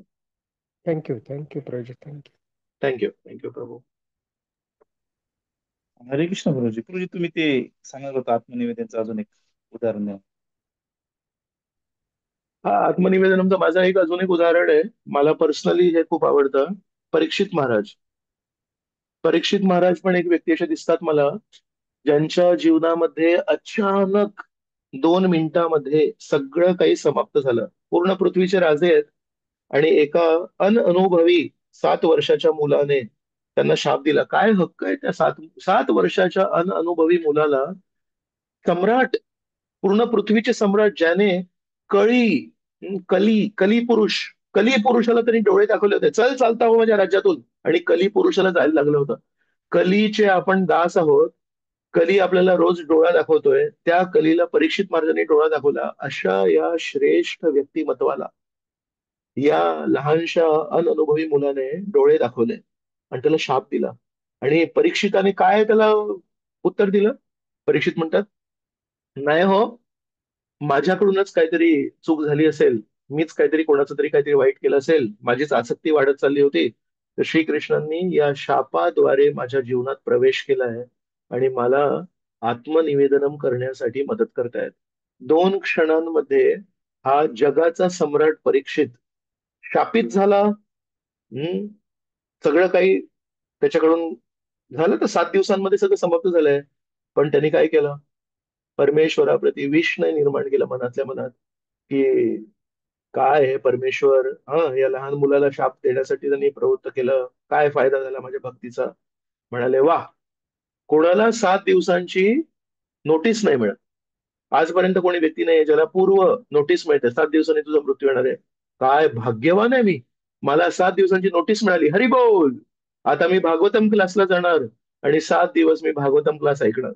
आणि गेले अशा प्रामाणिक भावनेला प्रतिसाद देण्यासाठी परमेश्वराने जे व्यक्ती आईच्या पोटात पण मायातीत होते, त्रिगुणातीत होते, त्यांना पाठवलं. आणि शुकदेव गोस्वामी सारखे शुद्ध भक्त तिथे आले आणि शुकदेव गोस्वामींनी श्रीकृष्णांची शुद्ध स्तुती केली. त्याच्यामध्ये धर्म, अर्थ, काम, मोक्षाला स्थान नाही दिलं, फक्त प्रेमाला स्थान दिलं. आणि अशा प्रकारे हे शुद्ध वैष्णव परीक्षित यांनी पण आत्मनिवेदन किंवा आत्मसमर्पण केलं. कोणाप्रती कंप्लेंट नाही, कोणाप्रती काही हेवे दावे नाही. त्या ब्राह्मणाच्या मुलाला पण काही बोलले नाही, परमेश्वरला काही बोलले नाही. मस्त सुंदर भावनेने जाऊन बसले आणि म्हणाले, काय ते म्हणतात ते, वयम तु न वितृप्याम उत्तम श्लोक विक्रमे यद यद रस काय यद शृण्वताम रसज्ञानम स्वादु स्वादु पदे पदे. सांगा, अजून सांगा. 10व्या नाही, बहुतेक 9व्या स्कंदाच्या शेवटी शेवटी एक श्लोक म्हणतात. त्यांना असं वाटतं कुठेतरी शुकदेव गोस्वामी संक्षिप्त सांगतील की काय. तर मग तेव्हा म्हणतात, तुम्ही विस्तृत सांगा जरा, तुम्ही असं संक्षिप्त सांगू नका. तर म्हणतात, मला ना भूक आणि तहान न बाधते. तिथे ते एक श्लोक वापरतात. 9व्या स्कंदाच्या शेवटच्या 10 श्लोकांमध्ये तुम्हाला हा श्लोक मिळेल. तिथे म्हणतात की तुम्ही अजिबात कंजूसी करू नका, अजिबात संक्षिप्त सांगू नका, मला भूक आणि तहान लागलेली नाहीये. ऍक्च्युली जेव्हा 10वा स्कंद येतोय, तेव्हापर्यंत कमीत कमी 4 दिवस तरी झालेले आहेत. 7 दिवसातून 4 दिवसामध्ये शुकदेव गोस्वामींच्या चेहऱ्याला बघून परीक्षिताला वाटतं कदाचित हे थोडं शॉर्टकट करतील. तर म्हणतात, नाही नाही, न बाधते, सांगा सांगा, अजून सांगा. तर गोड भावनेने मस्त श्रवण केलं. तर माझ्या मनामध्ये नेहमी येतं, परीक्षित महाराज पण खूप सुंदर आहेत, पण त्यांनी 7 दिवस श्रवण केलं. तर आपले आचार्य म्हणतात श्रवणाचे ते प्रतीक आहेत. पण त्यांनी पण आत्मनिवेदनम केलंय. त्यांनी पण हृदयामध्ये काही कटुता न ठेवता, काही विष न ठेवता भगवंतांची स्तुती करण्यासाठी स्वतःचं जीवन समर्पित केलं. ओके, लोकेश्वर कृष्ण प्रभू. थँक्यू हरे गुरुजी. कृष्णा. थँक्यू. हरे कृष्णा. हा, येस मदन. हा, दंडवत प्रणाम प्रभूजी. प्रभूजी, आपण सेवा करत असताना सेवा करणं काही प्रमाणात आपण अगदी 1% प्रचार करणं किंवा दर्शन करणं, यात्रा करणं, ह्या गोष्टी भक्तीत आल्यानंतर भक्तांच्या माध्यमातून किंवा मार्गदर्शनाकडून होतात. पण अंतःकरण पूर्णपणे भगवंतांना अर्पण करणं आणि ती एक पराकोटीची उच्च भावना आहे की भगवंतांविषयी अत्यंत तीव्र प्रेम निर्माण होणं, आपलं काहीतरी नातं जोडलं जाणं आणि भगवंतांना पाहिल्यानंतर अगदी रोमांच उभं राहणं, डोळ्यातून अश्रू येणं किंवा आपण इतकं भगवंतांच्या जवळ जाणं म्हणजे हृदय अर्पण करणं, ती अटॅचमेंट होणं हा भाग वेगळा आणि बाकीचं सगळं आपण 4 माळा 16 माळा करणं, 4 नियमांचं पालन करणं, ह्या गोष्टी होतात त्या वेगळं.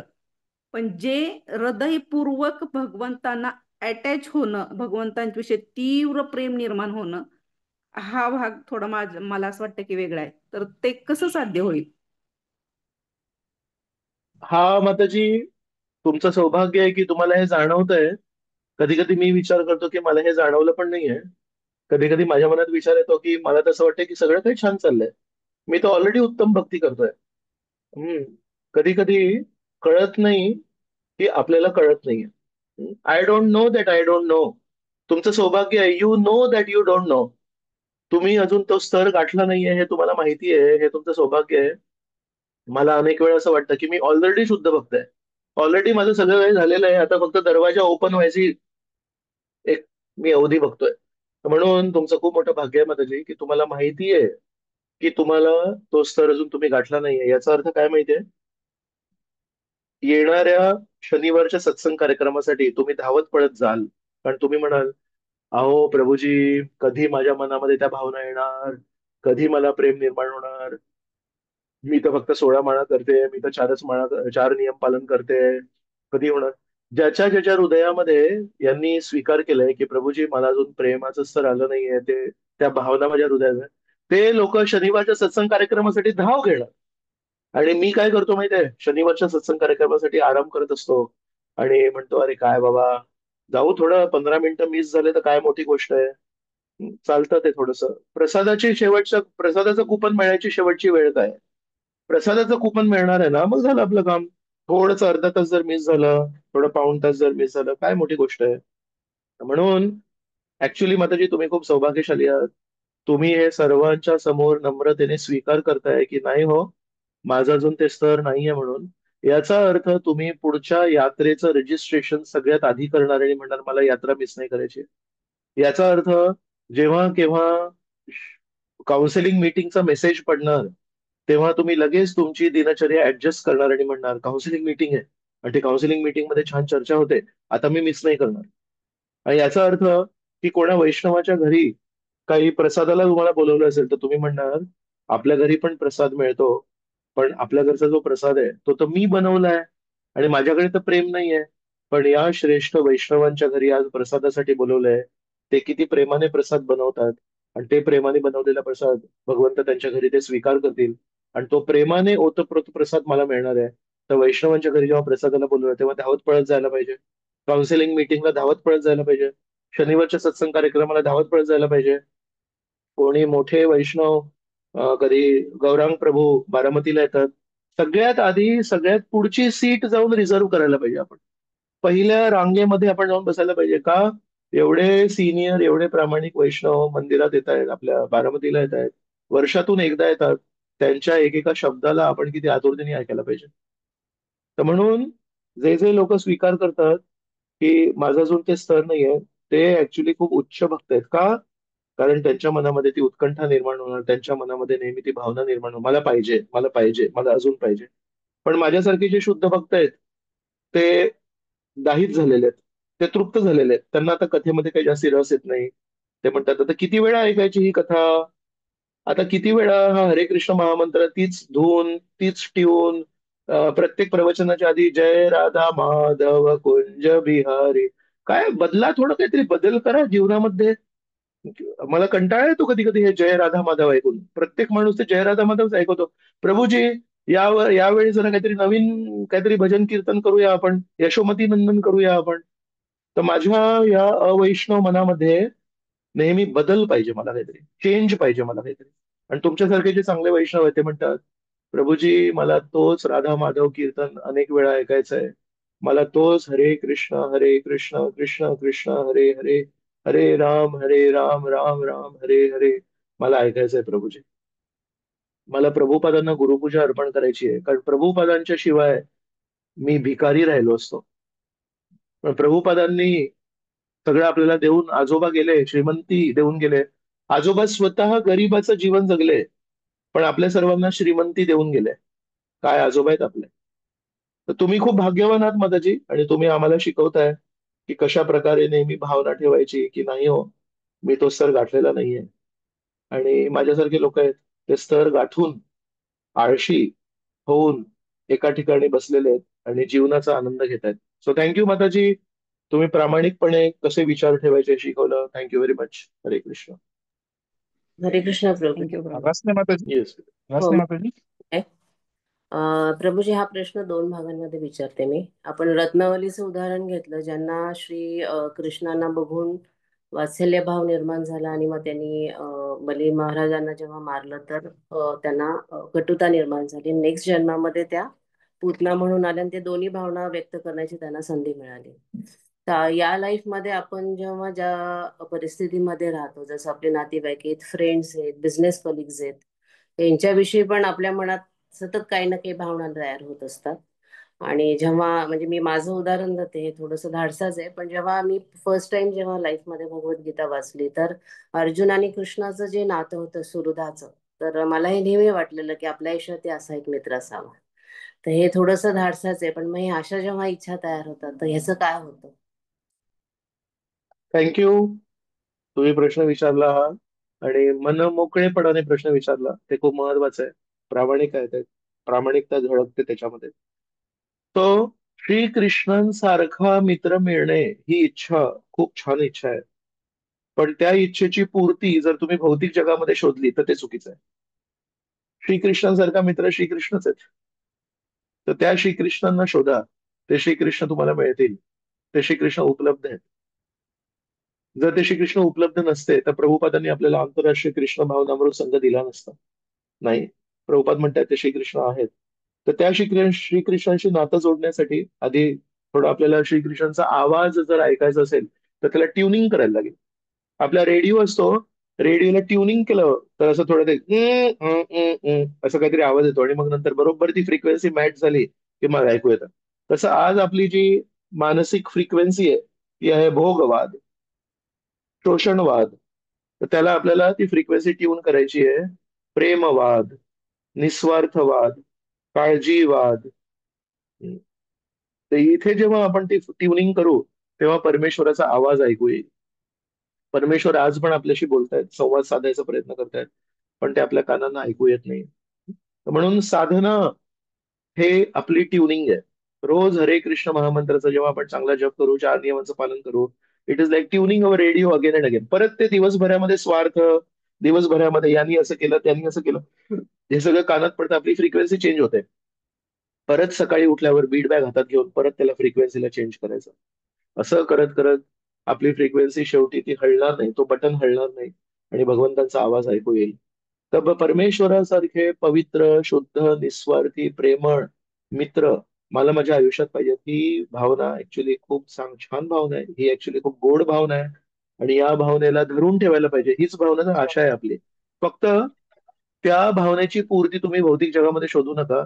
भौतिक जगामध्ये ज्या प्रमाणात कोणी व्यक्ती श्रीकृष्णांच्या जवळ आहेत, त्या प्रमाणात त्या व्यक्तीमध्ये श्रीकृष्णांचे गुण येण्याची संभावना आहे. एखादा व्यक्ती आहे तो श्रीकृष्णांना विमुख आहे, त्या व्यक्तीमध्ये श्रीकृष्णांचा एकही गुण असणं अशक्य आहे. पण ज्या प्रमाणामध्ये वैष्णव आपापल्या प्रवासात श्रीकृष्णांच्या जवळ गेले, त्या त्या प्रमाणात, त्या अनुषंगाने त्यांच्यामध्ये पण श्रीकृष्णांचे ते गुण आपल्याला दिसू शकतात. का तर सूर्याजवळ आरसा जितका आहे तेवढा तो चकाकतो. तर आपल्यामध्ये प्रकाश निर्माण करण्याची शक्ती नाहीये, पण श्रीकृष्णांचा प्रकाश प्रतिबिंबित करण्याची शक्ती आहे. तर प्रभुपाद, गुरु महाराज हे त्या सूर्याच्या इतक्या जवळ आहेत की इतके चकाकतात की ते पण सूर्यच आहेत. इतका प्रकाश त्या आरशातून येतो की ते पण सूर्यच आहेत. पण आपल्याला माहिती पाहिजे की ते आरसा आहे, तो सूर्य नाहीये. सूर्य एकच आहे, कृष्ण आहे. आणि मायावाद नाही करायचा आपल्याला. पण म्हणून एक गोष्ट की अपेक्षा परमेश्वराकडून ठेवायची, शुद्ध भक्तांकडून ठेवायची. आणि जे अजून साधना भक्तीमध्ये आहेत त्यांच्याकडून तुम्ही काही प्रमाणात अपेक्षा करू शकता, पण 100% अपेक्षा नाही करू शकत. तर एक टोक आहे की या जगामध्ये प्रेम नाहीच आहे, हे असं म्हणणं नाही आहे. शुद्ध भक्तांमध्ये आहे, आणि साधना भक्त जे आहेत त्यांच्यामध्ये त्या त्या प्रमाणामध्ये आहे प्रेम. पण आपण ही अपेक्षा नाही करायला पाहिजे की 100% शुद्ध प्रेम प्रत्येक वैष्णवामध्ये 100% शुद्ध प्रेम नाहीये. तर थोडस आपण ती पण खोटी अपेक्षा नाही करायला पाहिजे. जो काल मंदिरामध्ये आलाय, जो काल त्यांनी माळा सुरू केलाय, त्याच्यामध्ये नाहीये शुद्ध प्रेम, पण बीज आहे. जर त्यांनी त्या बीजाला श्रवण आणि कीर्तनाचं सिंचन केलं, त्याला जर पाणी घातलं, तर त्या बीजाला वृक्ष लागेल, वेल होईल एक निर्माण, त्या वेलामध्ये प्रेमाचे फळ लागतील. So please continue with your search for Krishna's pure friendship. Okay माताजी. थँक्यू. हरी बोल. पवित्र लीला माताजी, त्याच्यानंतर मग संदिनी शक्ती माताजी. हरे कृष्णा. दंडवत प्रणाम प्रभूजी. खरं तर शब्दच नाहीयेत, इतकं सुंदर निवेदन तुमच्याकडून झालेलं आहे. मला लहानपणी प्रश्न पडायचा प्रभूजी, की दीपावलीमध्ये जी बलिप्रतिपदा साजरी केली जाते, तर त्यावेळेस अर्धी स्टोरी माहिती असायची की भगवंतांनी बळीच्या मस्तकावरती पाय दिलेला आहे आणि त्याचा सण साजरा केला जातो. पण जेव्हा इस्कॉन मध्ये आलो आणि नंतर तुमच्यासारख्या भक्तांकडून हे ऐकलं की भगवंतांनी पण आत्मनिवेदन केलेलं आहे, आणि तुम्ही मागे म्हणालात की भगवंत स्वतः जे करत नाहीत ते करून घेण्याची अपेक्षा करत नाही. अर्जुनाच्या बाबतीमध्ये तुम्ही सांगत होता की कसे सहनशील आहेत भगवंत. तर हे खूप सुंदर रीतीने प्रभूजी तुम्ही सांगितलं, आणि आमच्यासारख्या साधारण लोकांच्या स्तरावर येऊन आत्मनिवेदन म्हणजे काय आहे, त्याचा अर्थ खूप छान सांगितला Prabhuji. Thank you. Thank you so much. Thank you. तुम्ही सगळे श्रोते आहात म्हणून मला बोलायची संधी मिळते. तुम्ही जर श्रोते नसते तर मी काय कथा करणार आणि काय बोलणार. तुम्ही लोक दररोज सकाळी 7 वाजता उपस्थित असता, म्हणून असं वाटतं की चला एवढे सगळे लोक ताट घेऊन बसले तर काहीतरी वाढूया. तर तुमच्या सर्वांप्रती मी आभारी आहे. तुम्ही जर लोक नसते श्रोते तर कदाचित मला चान्स नसता मिळाला. Thank you very much. हरे कृष्ण. धन्यवाद श्री प्रभूजी. कृष्णा. धन्यवाद. दंडवत प्रणाम प्रभूजी. जर तुम्ही हे धन्यवाद. आम्हाला सांगितलं नसतं ज्ञान, तर हे आम्हाला कुठूनच मिळालं नसतं प्रभूजी. नाही हो, खूप खूप काय धन्यवाद. तुम्ही, नाही हरे नाही, कृष्ण. तुमच्याकडे सगळं काही आहे.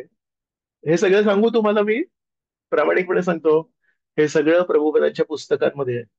प्रभुपदांच्या पुस्तकाच्या बाहेर माझ्याकडे काहीच नाहीये. मी फक्त एका व्यक्तीला धरून ठेवलंय. आणि जेव्हा मला कोणी लोक म्हणतात ना प्रभुपादांचे पुस्तकं खूप सिम्पल आहेत, प्रभुपादांचे पुस्तकं खूप बोरिंग आहेत, प्रभुपादांच्या पुस्तकामध्ये तीच तीच गोष्ट 1000 वेळा दिलेली असते, आपण शरीर नाही आपण आत्मा आहे, मला ते खूप मनाला टोचतं. मला त्याचा त्रास होतो खूप. कारण ज्या व्यक्तीने प्रभुपादांची पुस्तकं वाचलीच नाहीयेत, तो व्यक्ती केवळ असं वक्तव्य करू शकतो.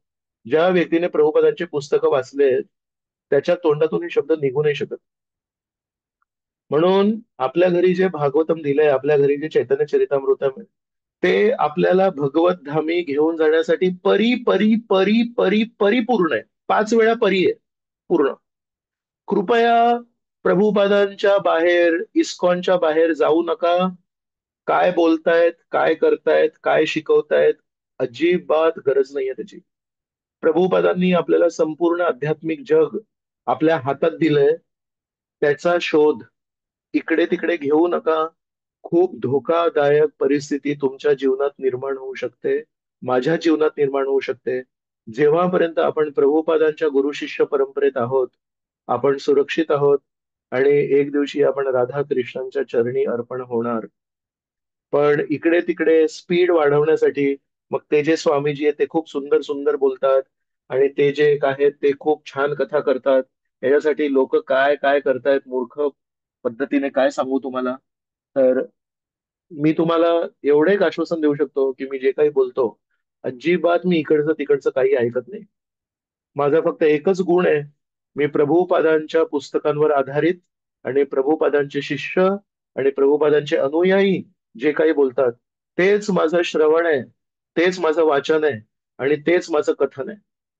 प्रभुपादांच्या बाहेर मला वाचायला रस नाही. प्रभुपादांच्या पुस्तकांच्या बाहेर मला जायचं नाहीये.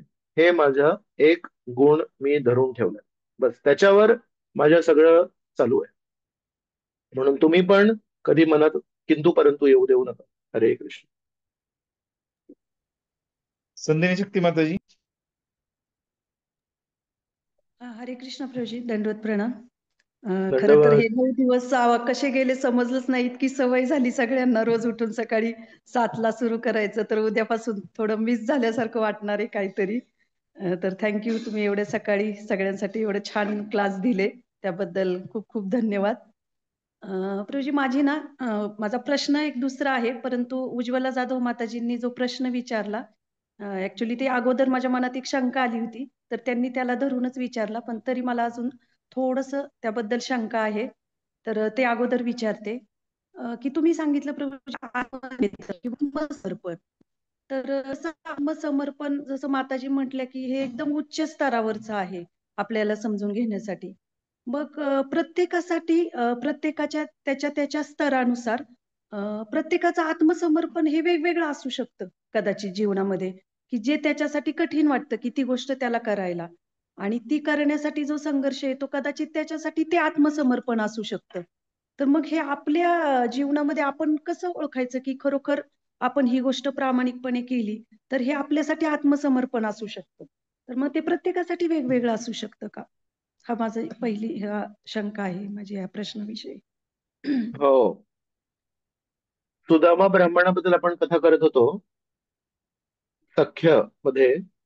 तर विश्वनाथ चक्रवर्ती ठाकूर आहेत, ते म्हणतात सुदाम्याला कुठेतरी एक अहंकार होता की मी गरीब व्यक्ती आहे आणि मी गरीब असून भगवंतांची भक्ती करतो. लोक श्रीमंतीमध्ये भगवंतांची भक्ती करतात, मी गरीब असून भगवंतांची भक्ती करतो. तर त्यांचा तो अहंकार नष्ट करण्यासाठी भगवंतांनी त्यांना श्रीमंती दिली. तर भगवंत कसे आहेत? गरीबाला त्यांचा अहंकार तोडायचा होता. त्यांना त्यांच्या भक्तीचा प्रतिसाद म्हणून त्यांनी श्रीमंती नाही दिली. भक्तीचा प्रतिसाद भक्ती आहे, प्रेमाचा प्रतिसाद प्रेम आहे, प्रेमाचा प्रतिसाद श्रीमंती नाही आहे. ती श्रीमंती जी दिली सुदामा ब्राह्मणाला, ती कशासाठी दिली? ती त्याच्या गरीब गरीब मी आहे त्याचा अहंकार तोडण्यासाठी दिली. कोणी म्हणेल मला पण तो अहंकार आता निर्माण करायला लागेल, मला पण थोडी श्रीमंत देतील भगवंत. तो बेसिकली भगवंतांना अहंकार नाही आवडत. सांगायचं तात्पर्य आहे इंद्राला कशासाठी एवढ्या पाऊस वादळ त्यांनी सुरू केलं, कशासाठी छत्री उचलली गोवर्धन पर्वताची श्रीकृष्णांनी? कारण त्यांचा अहंकार तोडायचा होता. ऍक्च्युली पाणी पुरवठा मंत्री हे जे पद आहे हे कोणी दिलं इंद्राला? परमेश्वराने दिलंय. परमेश्वराने सांगितलं तुम्ही पाणी पुरवठा मंत्री आहे, आणि जेव्हा त्यांनी पाणी पुरवठा केला तेव्हा त्यांनी छत्री उचलली. का? हा जो पाणी पुरवठा त्यांनी करायला सांगितला त्यांना, तो लोकांना त्रास देण्यासाठी नाही करायला सांगितला, लोकांना मदत करण्यासाठी पाणी पुरवठा करायला सांगितला. आणि इंद्राने काय केलं? अहंकारापोटी त्याने पाणी पुरवठा करण्याऐवजी पाण्याने विनाश करण्याचा प्रयत्न केला. तो भगवंतांना अहंकार नाही आवडत.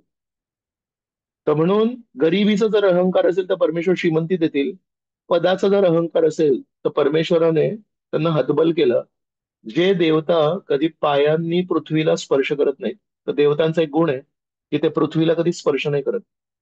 ते देवता इंद्रदेव दंडवत प्रणाम केले श्रीकृष्णांसमोर, पूर्ण दंडवत केले. ते कधी पृथ्वीला स्पर्श नाही करत, त्यांनी पूर्ण शरीर स्पर्श केलं. का? सॉरी, माफ करा. तर श्रीकृष्ण आहेत, त्यांना अहंकाराचा दुर्गंध आवडत नाही, बाकी सगळं चालतं. त्याच्यामुळे जसं तुम्ही एक म्हणालात की कोणाकोणाच्या जीवनामध्ये कोणा गोष्टीचा अहंकार आहे ते त्यालाच माहिती आणि परमेश्वराला माहिती. तर जर आपल्याला श्रीकृष्णांना प्रसन्न करायचं असेल तर एक परीक्षा येणार जेव्हा श्रीकृष्ण आपला अहंकार नष्ट करणार.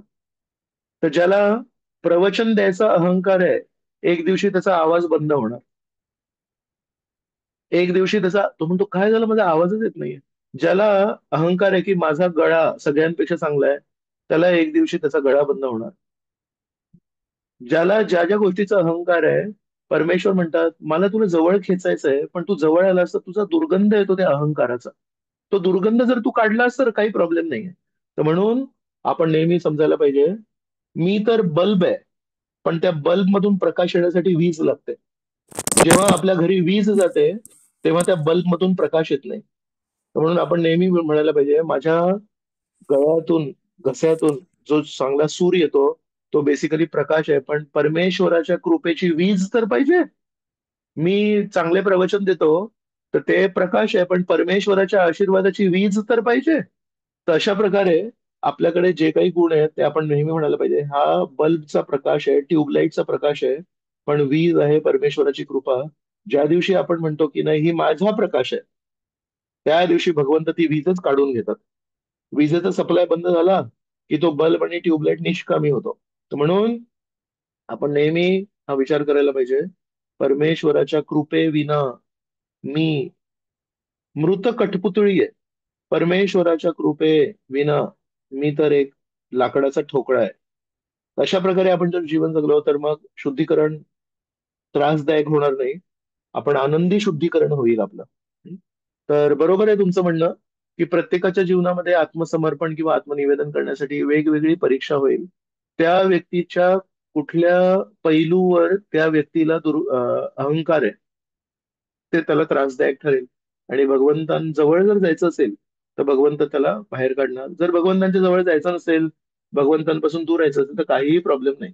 किती लोक अहंकार युक्त जीवन जगतात, परमेश्वर त्यांना म्हणतात तुला नंतर बघेन, आता सध्या मला भक्तांवर प्रेम करायचंय, मला भक्तांना आलिंगन करायचंय, राक्षसांना ठार मारण्यासाठी अजून बाकीचे लोक आहेत, पण माझ्या भक्तांना आलिंगन करण्यासाठी मी एकटाच आहे.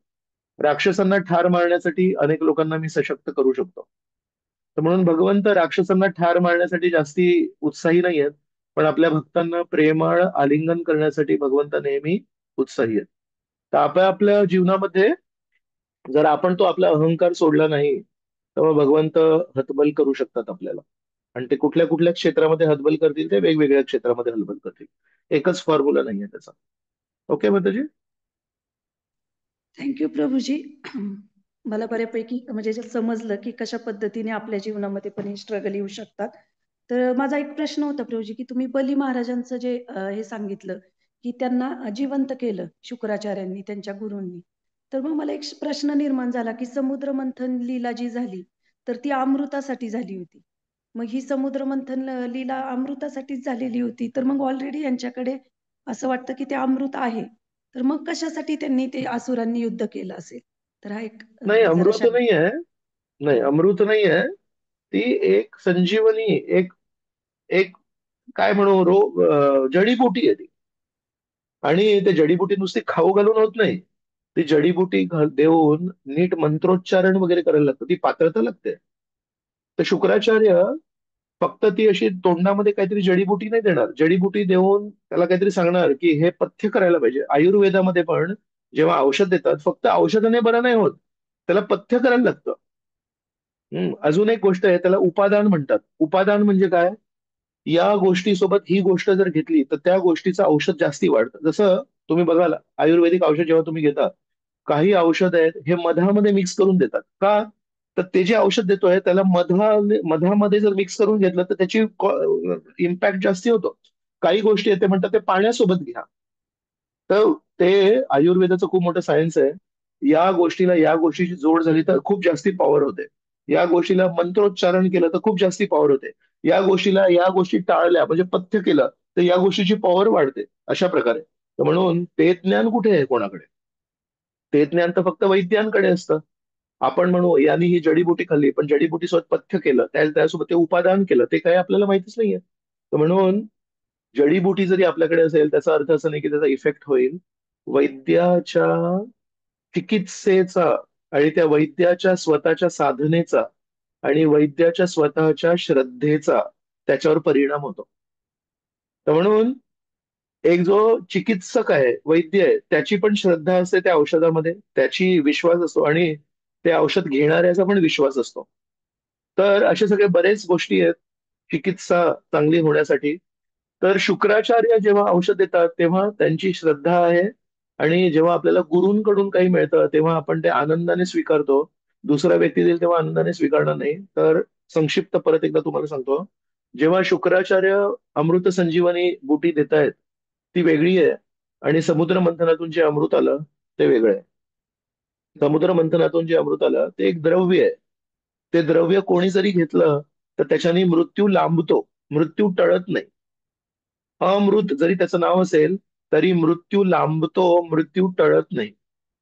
दीर्घायुषी होता तुम्ही, पण मृत्यूपासून सुटका नाहीये अमृताने. आणि हे जे शुक्राचार्यांनी अमृत संजीवनी बुटी दिली, त्याच्याने मृत झालेल्या व्यक्तीला त्यांनी पुनर्जीवित केलं. ओके, तो अमृत वेगळं आहे आणि अमृत संजीवनी बुटी वेगळी आहे.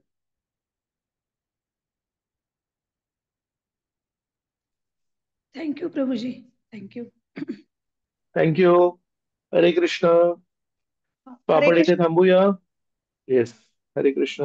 हा, एक छोटा प्रश्न ह्या प्रश्नाला हे करून प्रभूजी दंडवत प्रणाम. तुम्ही सांगितलं की अमृत घेतल्यानंतर मृत्यू नाहीये, मग देवांना मृत्यू नाहीये का? मी म्हंटल माताजी, मृत्यू टळत नाही, मृत्यू लांबतो. अच्छा, मग देवता देव सगळे मग लांबतो म्हणजे काय? लांबतो म्हणजे दीर्घायुषी होता. दीर्घायुषी होता म्हणजे त्यांचं जे जीवन आहे हे 10,000 वर्ष आहे, आपले 10,000 वर्ष, पण त्याच्यानंतर मृत्यू आहे ना त्यांना. हा हा दीर्घायुषी म्हणतोय. दीर्घायुषी म्हणजे दीर्घ आयुष्य. दीर्घायुष्य म्हणजे लांब आयुष्य. अवधी लांब आहे त्यांचा, पण त्याला पण फुल स्टॉप आहे. थँक्यू प्रभूजी, धन्यवाद. येस येस माताजी. आपलं जे आयुष्य आहे ते कमी अल्प आयुष्य आहे. कोणाला आजार झाला तर अल्प आयुष्य आहे, तसं यांचं दीर्घ आयुष्य आहे, पण त्याला पण फुल स्टॉप आहे. सो माझ्याकडून ना मोहनचंद्र प्रभू आणि सर्व आमचे जे टीएमसी सदस्य आहेत आणि आमचा प्रचार विभाग आहे, या सगळ्यांप्रती खूप खूप कृतज्ञता की गेले 9 दिवस त्यांनी मला संधी दिली अभ्यास करण्यासाठी, वाचन करण्यासाठी आणि तुम्हा सर्वांच्या संगतीमध्ये या 9 विषयांवर 2 शब्द मांडण्यासाठी. या सर्व भक्तांप्रती मी खूप खूप कृतज्ञ आहे. अशाच प्रकारे माझ्या मुखाला, माझ्या जिभेला सती बनवू दे. माझी जीभ जी आहे ही असती आहे. बाकीच्या विषयांवर चर्चा करण्यासाठी नेहमी आतुर असते, पण या सर्व भक्तांच्या कृपेमुळे या जिभेने मला केवळ परमेश्वराच्या भक्तांची मला दिव्य गुणगान करण्याची संधी मिळाली. हे माझं सौभाग्य. तर खूप खूप धन्यवाद. जय श्रीमद भागवत महापुराण की जय. जय श्रील प्रभुपाद की जय. अनंत कोटि वैष्णव वृंद की जय. जय निताय गौर प्रेमानंदे. हरि हरी हरी बोल. थँक्यू प्रभूजी. थँक्यू. हरे कृष्ण. हरे वैष्णवीभ्यो नमो नमः. थँक्यू. हरि बोल. प्रभूजी, धन्यवाद. थँक्यू. धन्यवाद प्रभूजी. धन्यवाद.